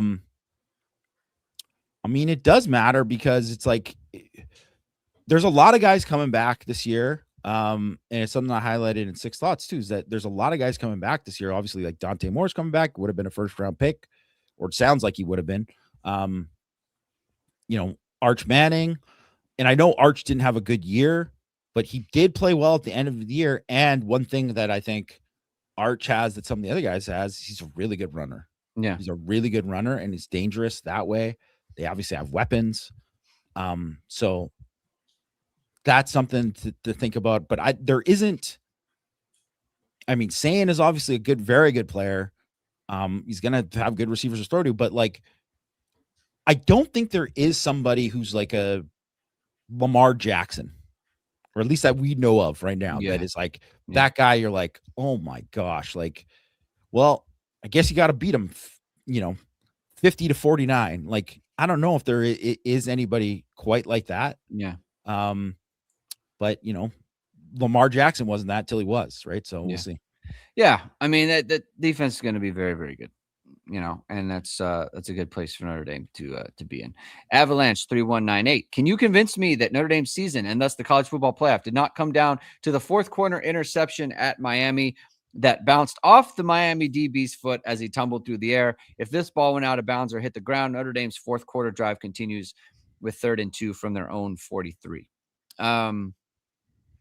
I mean, obviously, it was one of the plays that helped Notre Dame lose that game. But Notre Dame was tied with 3 minutes left, and they gave up a field goal drive, which they should not have done. They got the game tied. It's not like that drive was to go on and take the lead, right? That's not what happened. Notre Dame got the game tied. They had a chance to get a stop and a score, and they didn't. They gave up a score and got stopped. So any game like that too, there's always going to be like you pick one play, and that's the difference in the game. Yeah. But the play that obviously stands out for me is the Schuler, waiting for the ball and Daniels with an incredible catch. But yeah, obviously, if you think about that ball bouncing up that specific way, like that's bad. But you can also say, and we talked about it at the time, should have never thrown that ball. It was a bad read by Carr, right? And that's the thing. So it's just it happens. Interesting. Go ahead. Oh, I was just gonna say because it was asked about who's the best quarterback that ND will play next year, and I think right now you would say that if he goes to Miami as expected, if he doesn't have to stick at Duke, could be Darian Mensah would probably be the best guy. But Bear Bachmeier was a pretty good as a freshman. He's gonna be a pretty good quarterback. Obviously, he can run too. So those two guys kind of stand out for me. Yeah. The Miami game. Oh, you notice not a lot of wide receiver screens from Indiana. Someone finally learned their lesson.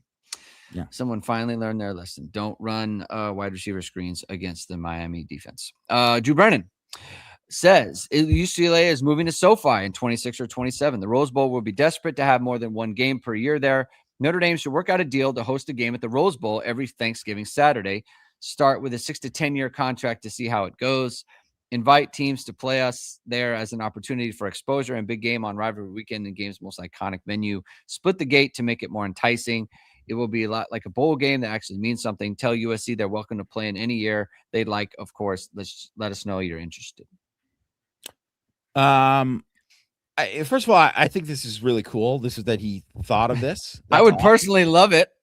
I think this is the kind of thing that like it's such a cool idea. I love it. I think this is the kind of thing that like you hope that would still be possible in college football. I think it's very unlikely that not that especially like in Thanksgiving. It's the Thanksgiving part. If this was you did this as your opening game, you could probably pull it off. I think that's probably possible. You'd have to plan it years and years in advance, though. That's the other thing, right? It's like they're moving to SoFi 26, 27. I don't think you could just do that. So, like, if we're talking about like 26, 27, you're going to get Syracuse. So Syracuse is getting a home game.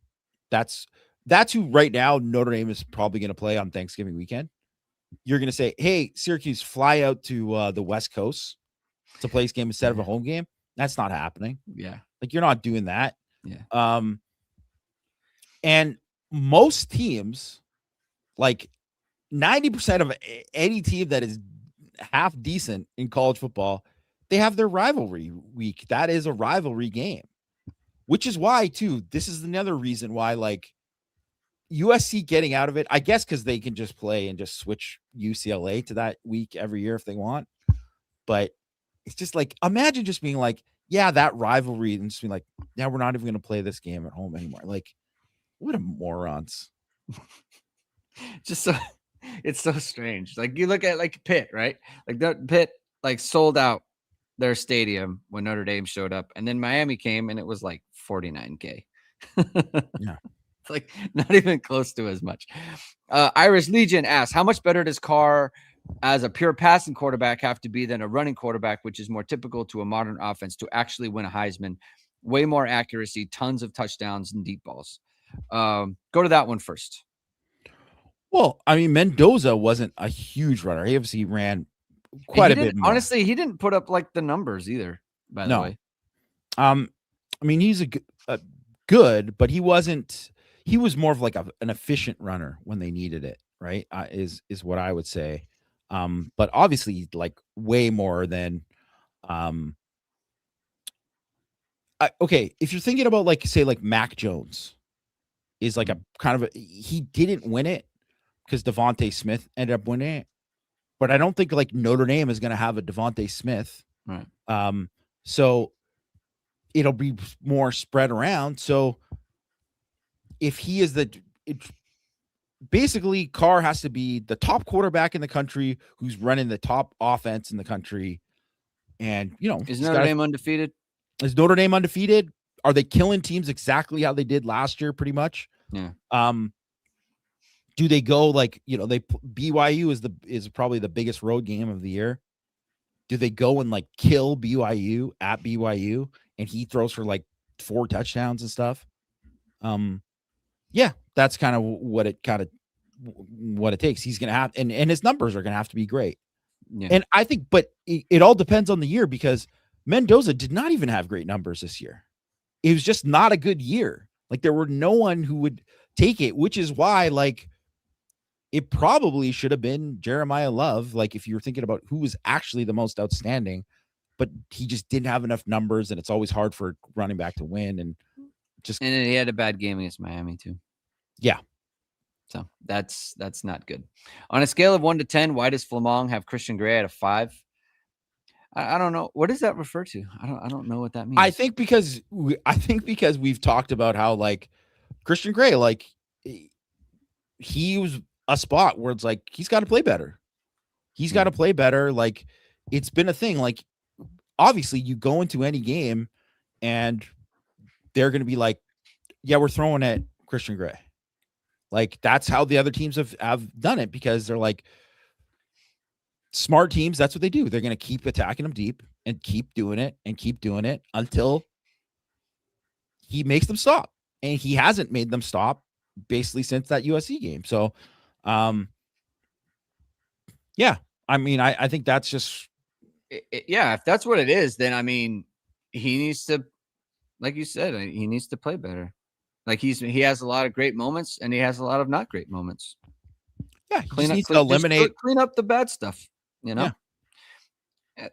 So that's why. I mean, we wouldn't be talking about this if I think that's something that everyone understands. Like it's fair. If you've been listening to this show, people know. Like I'm a big Christian Gray proponent, right? But I'm also like I watch the game same as everybody else. It's not like how I always talked about Cam Hart has like loud misses and stuff. Yeah, like Christian Gray has loud misses, and the thing about loud misses is everyone sees them. So it's not like I'm nitpicking this, that, and the other. No, I am actually not. It's just you're giving up too many big plays. That's pretty much it. It's big plays that everyone can see. Notre Dame didn't take a ton of production in the portal. If Brew and Porath are the only guys taken in the portal that hit in 26, does that impact change the ceiling of the 26 team? Let's talk about that real quick. On the idea of like Notre Dame not taking a bunch of experience in the portal, because I think there's another question about that. Maybe we'll save it for that. Let's save this one for that. It's because it kind of goes into that. Over under 46 sacks for Notre Dame in 2026. 46 sacks is a huge number, and I know he's asking this because of like I probably read about how I posted all of Partridge's numbers of like where they had for sacks, but I mean some of that is like I think some of it is scheme, so I don't know if they would. I would guess probably under, but I think over 40 sacks. Book it. I'm going to say so. If they played 16 games, that'd be just under 3 a game. I mean, one thing you have to remember: they play Navy. There's all these other things that I'm just giving the numbers. I'm not. Yeah.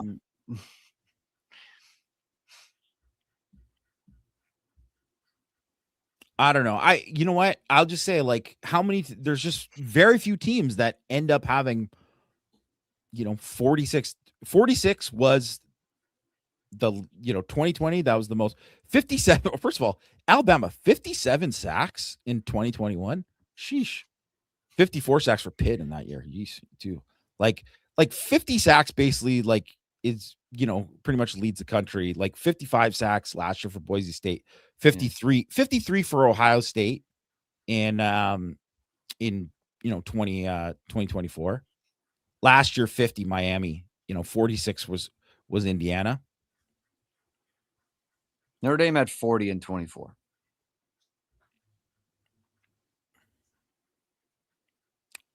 You know what? Okay, I'll say over then. I'll say over. Let's go. What does Notre Dame's D-line excel at in 26? Run stopping or pressure sacks? I mean, I think both. Okay. I mean, I don't know that there's going to actually be a weakness there, right? It's not like they're sacrificing one. I mean, I think one kind of leads to the other, actually. Yeah. Like if you're a run stopping team, then they got to be in throwing downs, which means you can get after the quarterback. Yeah. So they kind of go hand in hand a little bit. Vern Cup. In a previous H&H, there seemed to be excitement about the possibility of the DN from Utah visiting in the portal. It seems Notre Dame did not extend an offer, but they did bring on Keon Keeley as a DN. Any thoughts as to why?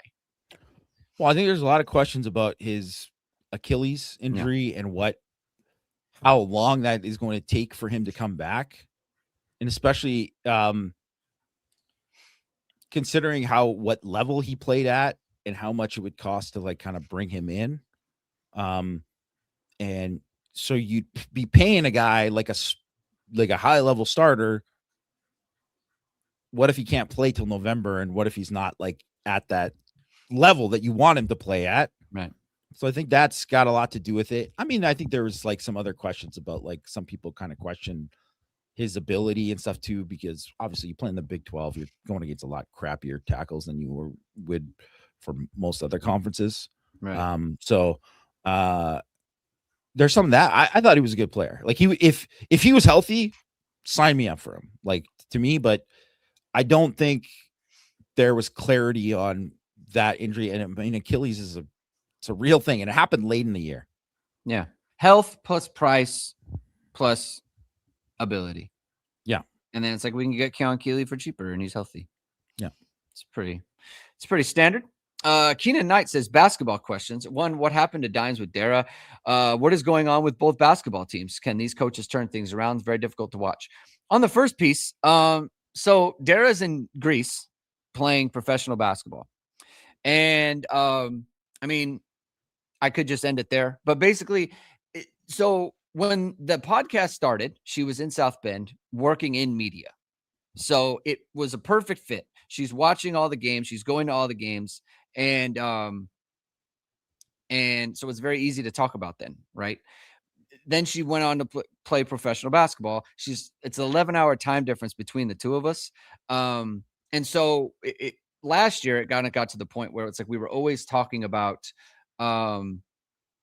like, okay, let's do a show. And then something would come up on her end.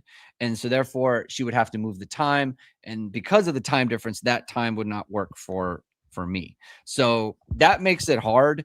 It's one of those things like we always talk about, like we need to do a show. And then we ended up not doing it. I also, and she will get mad at me if I said this, I also feel bad about continuing to, because she does this for free. She did it for free. It's not like she did it for any sort of money. I felt bad about asking her to put time aside from her trying to be a professional basketball player to do the podcast, is essentially where I'm at with it. So that's kind of where it is. I'm not saying she'll never come on a pod again. I just want to give her space. Like she has worked so hard and she has come back from so much to be a professional basketball player. I want to just give her that space to live that dream out. And so I personally need to figure out how to cover the women's basketball team without her. As far as the women's team, I'm going to have a podcast out soon. So stay tuned for that about the women's team. I think that the moves in the portal were like, they didn't make moves. They made moves to supplement a roster that was meant to be more talented from what was returning. They just don't have that talent that they've had, the top end talent that they've had in previous years. And it's costing them. I mean, they lost by 38 the other day. I mean, they don't have enough. Yeah, they just don't have enough there. The men's team, I I don't even know what to say. I mean, they're just Marcus Burton is hurt, and he's their best player, and they really need him to not be hurt. I mean, they're just kind of a mess, man. They don't have an identity. They're trying to be they're trying to be like a defensive minded team, and that's kind of not bearing fruit. That Kevin Jai's hurt now, so he's out for the rest of the year, along with Marcus Burton. Jalen Harrelson's played well at times, but it's like he doesn't look like he's going to be a one and done. The other problem too is like they're good players, and it's like, how are you going to hang on to these guys in the portal? And if keeping Shrewsbury around is the thing that keeps them in the portal, is that worth it? They've just got a lot of things going on that don't lead to being a good football team. I mean, basketball team. So that's kind of where things are with that. Next question from Vern Cup. I'd assume Notre Dame would go all in trying to win a championship in 26 when it came to portal action. They seem to focus on underclassmen with multiple years of eligibility, including some players that haven't yet produced in college. Why do you think Notre Dame went this route? Did they miss out on the top players to help next year due to the late portal start? Or do they feel these players are really the best options to help next year, given constraints like budget? Or are they not going all in on 26, simply planning for the long-term stability of the team? So this is kind of the question that I kind of folded into the other question in terms of what Notre Dame's trying to do in the portal.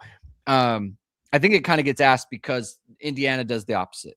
Indiana goes for older guys who definitely have a lot of production in college football. So I'll give it to you since I went long on the basketball thing. Like, how do you evaluate this?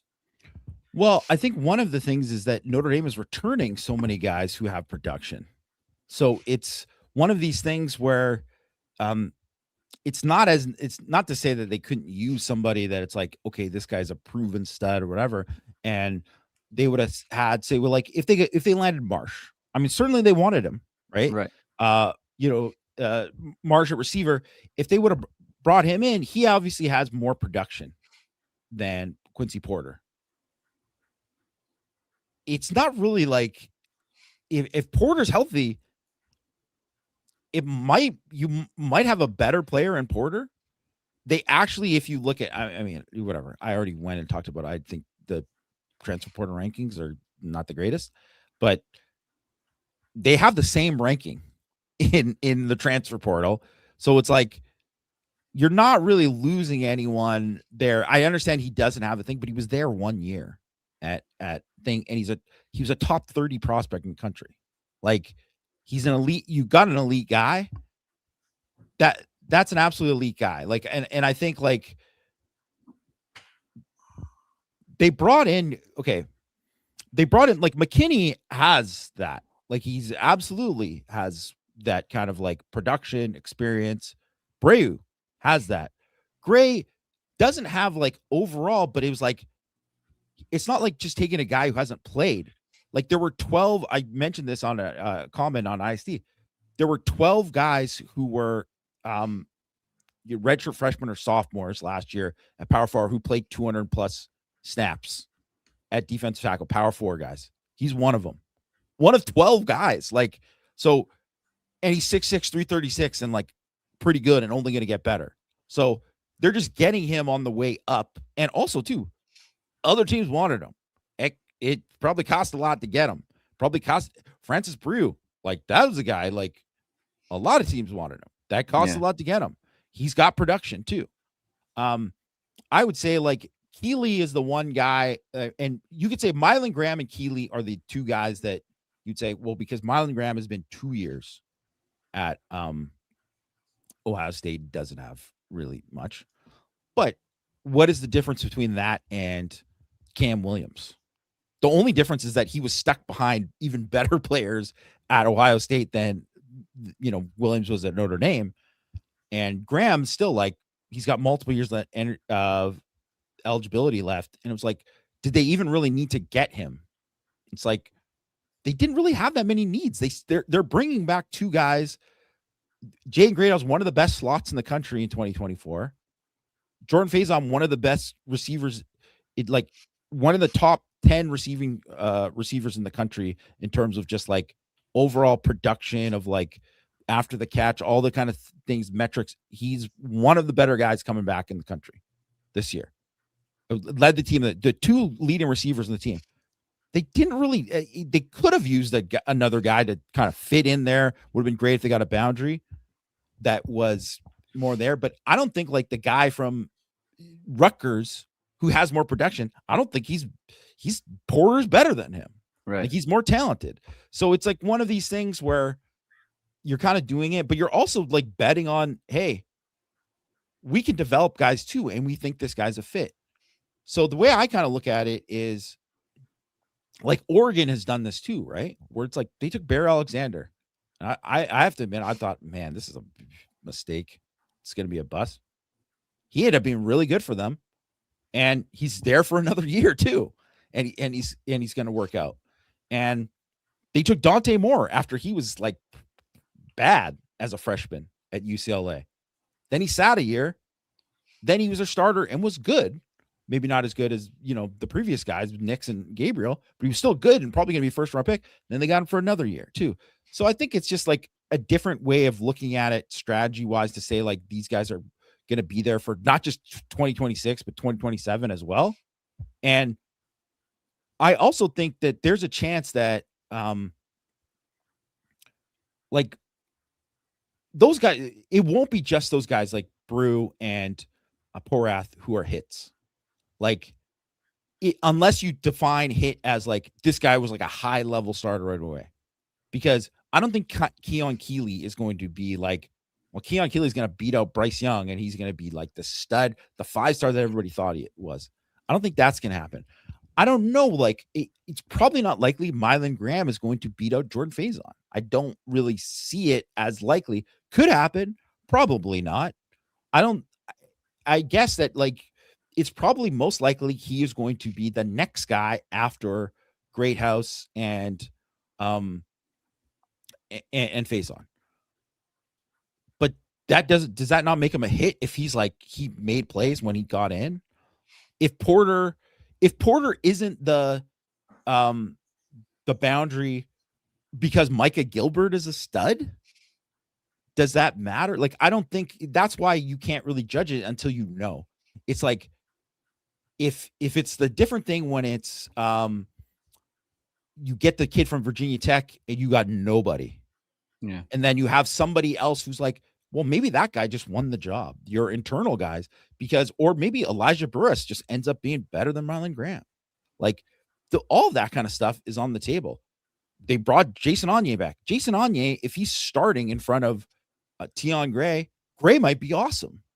But Onye might be better. Like there's all of this kind of stuff that it's like, you can't really, I think one of the things is you just look at it and if you add all these guys and they all have talent but they're not starters or whatever this year, other than the two they mentioned, that doesn't mean they didn't make the team better in 2026 because they probably all those guys will not. Some of those guys won't hit. It's just the odds. Like one or two of them probably won't. But still, if you take 7 guys and 5 guys end up being like contributors for a team, you're in good shape.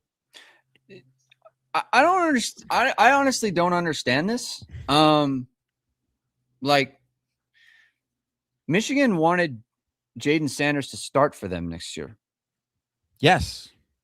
That's like a really big pickup. You took a starting corner from Michigan. Ohio State wanted Mylan Graham to start for them next year. You took a starting wide receiver from Ohio State. These are so underclassmen, upperclassmen, whatever. These are good acquisitions. Like Brew is A, proven, and B, very talented. Like Brew to me is like one of the bigger pickups they've ever landed. It's kind of like, I don't know. Would you, after taking Graham, would you rather have Graham and Porter, or would you rather have like Cooper Barcati or whatever? Yeah. Like, I don't know, man. To me, I don't get this thing where it's like, oh, because they're underclassmen, they can't help out. Like I I just don't. I don't know why that's the case. Truly, So I think they did just fine in the portal. I think that just because just because they missed on the first 2 days, really. I mean, they missed on Williams and they missed on Marsh. I think there was kind of too much made of that. There's other players in the portal that you can land, right? They didn't get those 2 guys. It's fine. They moved on to other things. I didn't see it as like this. So I don't know. It's just I'm confused by the narrative that it's like, oh, because they didn't get these 5th-year senior guys, they're not going to contribute as much next year. I just don't think that's true. And I'm not saying that's what you said. I'm just think that there's a notion out there. Well, and also too, I think there's some people who had it in their mind. Ban this loser, who just commented, by the way. But there's a notion that, like Hollywood Smothers, for example, because that was a guy who was mentioned a long time, right? As, hey, he's a really good player. They're losing Jeremiah Love. They're losing Jadarian Price. Why not have him as the replacement? That would be a home run to get a guy like him. And if they don't get him, some people see it like, well, why didn't they go for it? Why didn't they go for Cam Coleman? Why did they look at it at that way? Or there's that, and then I think too, it is the same kind of thing where Fields was at a certain level and was seen at a certain level, and these other guys because they haven't played that many years. They're not at that level. And I get that. But we also said that none of the guys who had the production even had as good as production as Fields or were as good as Fields this year. So sometimes those guys just aren't available as much. And I think if you were thinking for 1 year, you would say you'd probably take Josh Burnham just based off of he's been in the program as long, or program longer. He's done well. It makes sense. He's got more experience than Keon Keeley. Yeah. At the same time, Keon Keeley could end up being better. And that's why you also have to be belief in he's going to come here. This is going to be a better situation for him. We believe that Charlie Partridge can develop him.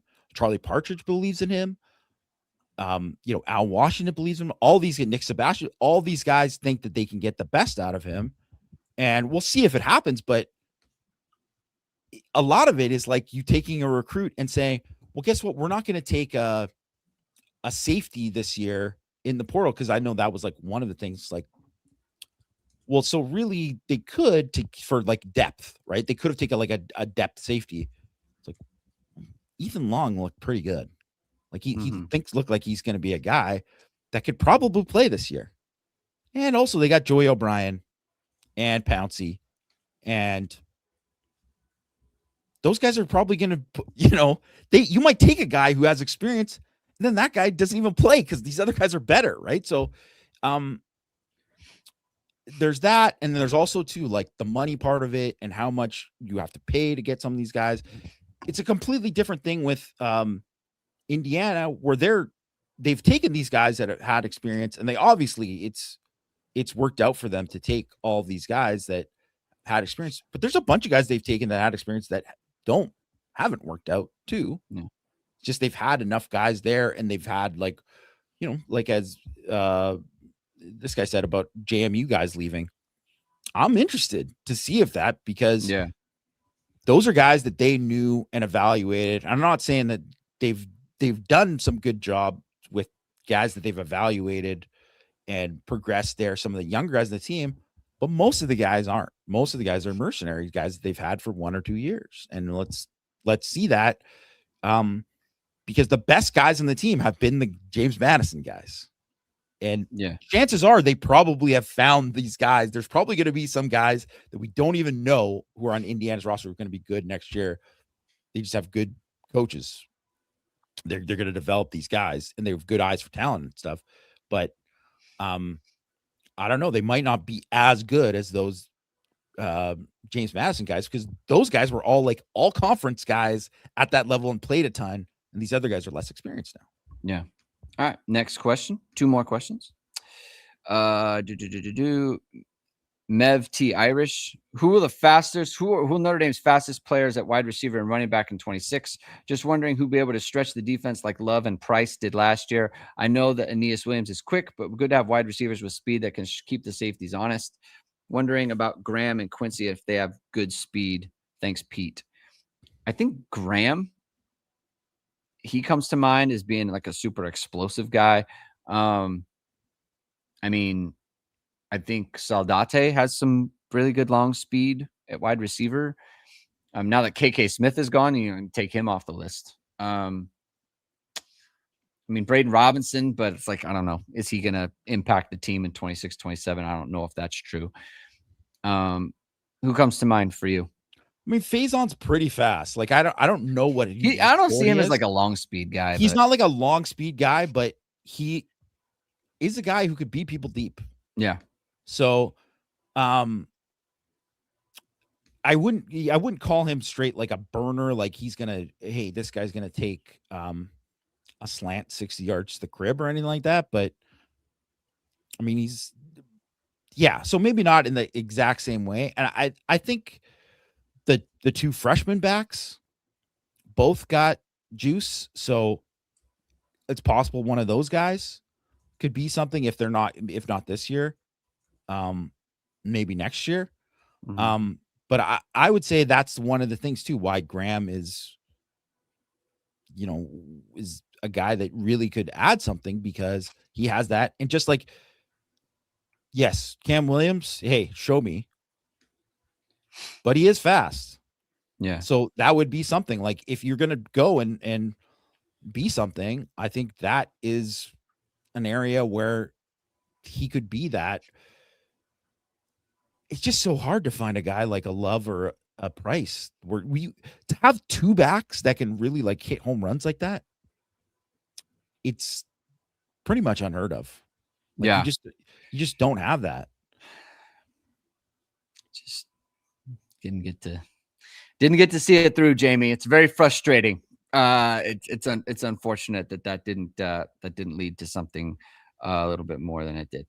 But yeah, it is very, very, very rare. Last question, DG2. What's your take on Duke's lawsuit against Mensa asking the court to uphold the terms of his NIL contract?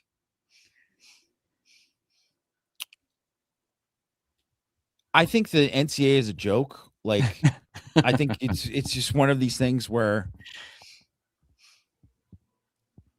they should have something in place. They put in the thing in place so it's like, well, you got to have this capped out number, and you have to have other NIL deals, and they got to be set in place. But they didn't figure out anything. As soon as the thing happened with the kid from Washington, no, Wisconsin, who went to Miami last year. Yeah. As soon as that happened, that should have been the thing. We have to get something down in writing saying this is how it's got to be done. You might be able to get away with this now, but no, once that contract is signed, whatever, we have to have something in place for this. And even if it could get fought in court, you still have something there for this. Like that Washington thing, obviously the reason why Damon Williams stayed was because they must have written a good enough contract that it was like, no, you cannot get out of this. So I don't know what the deal is with Mensa's contract, because he signed a 2-year deal last year and it's like $4 million or whatever. Maybe it doesn't have something. Maybe he can still get out of it, or maybe all it is Miami has to pay a certain amount of buyout for it or whatever. Maybe that's the thing. And they just have made it like a lot of these guys have made it like coaches contracts where you just like, oh, after 1 year, the buyout drops to this, whatever. Maybe, I don't know. I think it's gross to me that this is happening. I don't think you should be able to do that. That the fact that that happened with Damon Williams, the fact that it is happening with Mensa, the fact that Duke, thinks that, hey, man, we won the ACC. Like, for them, it was a huge, huge deal for them winning the ACC. They're bringing back their quarterback, bringing back their top receiver. They think, hey, we can be pretty good again this year. Maybe we can even be good enough where we win the conference and go to the playoff. We're good enough there. I don't know how they're thinking, but maybe they're thinking that. Well, now they're screwed.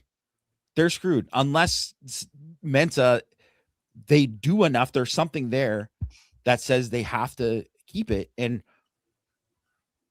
it's like, did their legal department have that, like the contract that he couldn't get out of it, that he can't leave? Because if that's the case, then if that's not the case, then then he could just go and do that and wherever. But it is gross to me that obviously there's tampering, like massive tampering going on. But the thing is that teams don't want to make too big of a deal of it and turn it into a thing. Maybe they'll do it because Miami literally did it. They were the team that did the exact same thing last year. Maybe that will be the thing that caused it. But teams can't go crying about tampering because every team tampers. They all do. As a matter of course they do. And because if you're not talking to some trainer, to some agent, some whatever, someone behind someone's back, then you're behind. It's like the old Mitch Kupchak thing at the Lakers, where it's like he called somebody at 12:01. It's like, yeah, they already agreed to the deal like a week ago. Yeah. Why didn't you call me, Mitch? Like, that was the thing, right? Like, that was what he was known for. It's like Mitch was like, oh, I'm just playing by the rules when everybody else wasn't. You don't have to tell me. Yeah. I'm very aware of his way of doing things. I mean, do consume. That's fine. I mean, there's remedies to this sort of thing. It's just kind of like it's gotten to the point where it's like, hey, like the players should be paid and this, that, and the other thing. Like this is something different, right? Like you signed a deal with the school and now you want to back out of it because Miami offered you more money. The tampering thing, I do not care about. It's non-issue. It's funny how it's just so obviously the case here. It's like there's no other way to do it. The portal is like closing, of course.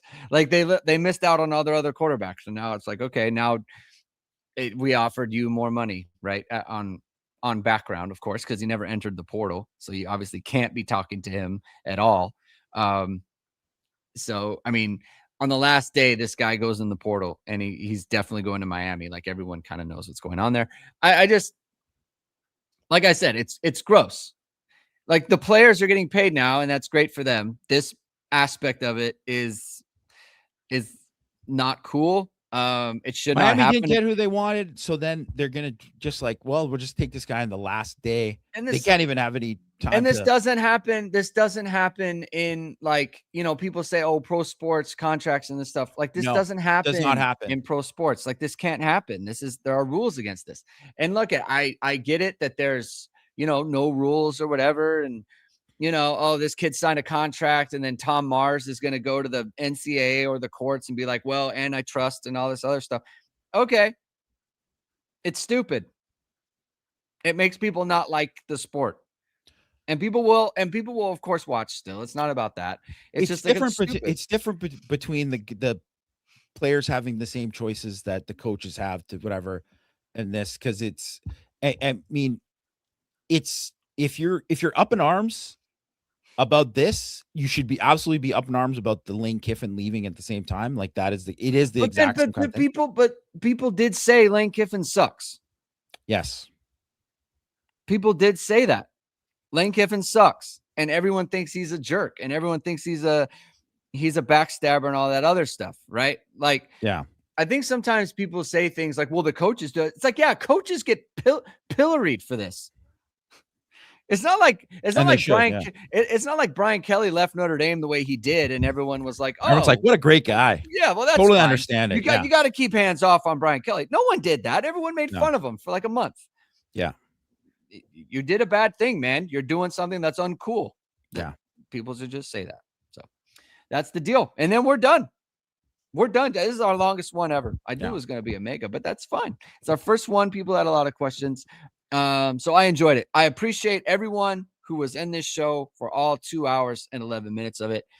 Very, very much appreciate your attendance and being with us for this long. We'll be back next week, Power Hour. That will be on Monday, and then Hit and Hustle on Tuesday and everything like that. So thank you, everyone, for listening. Hit that like, hit subscribe, hit the notification bell. So whenever it is we're going live, we'll be back next week. Enjoy the weekend. Enjoy the football games, AFC and NFC championship games. Keep hitting and hustling.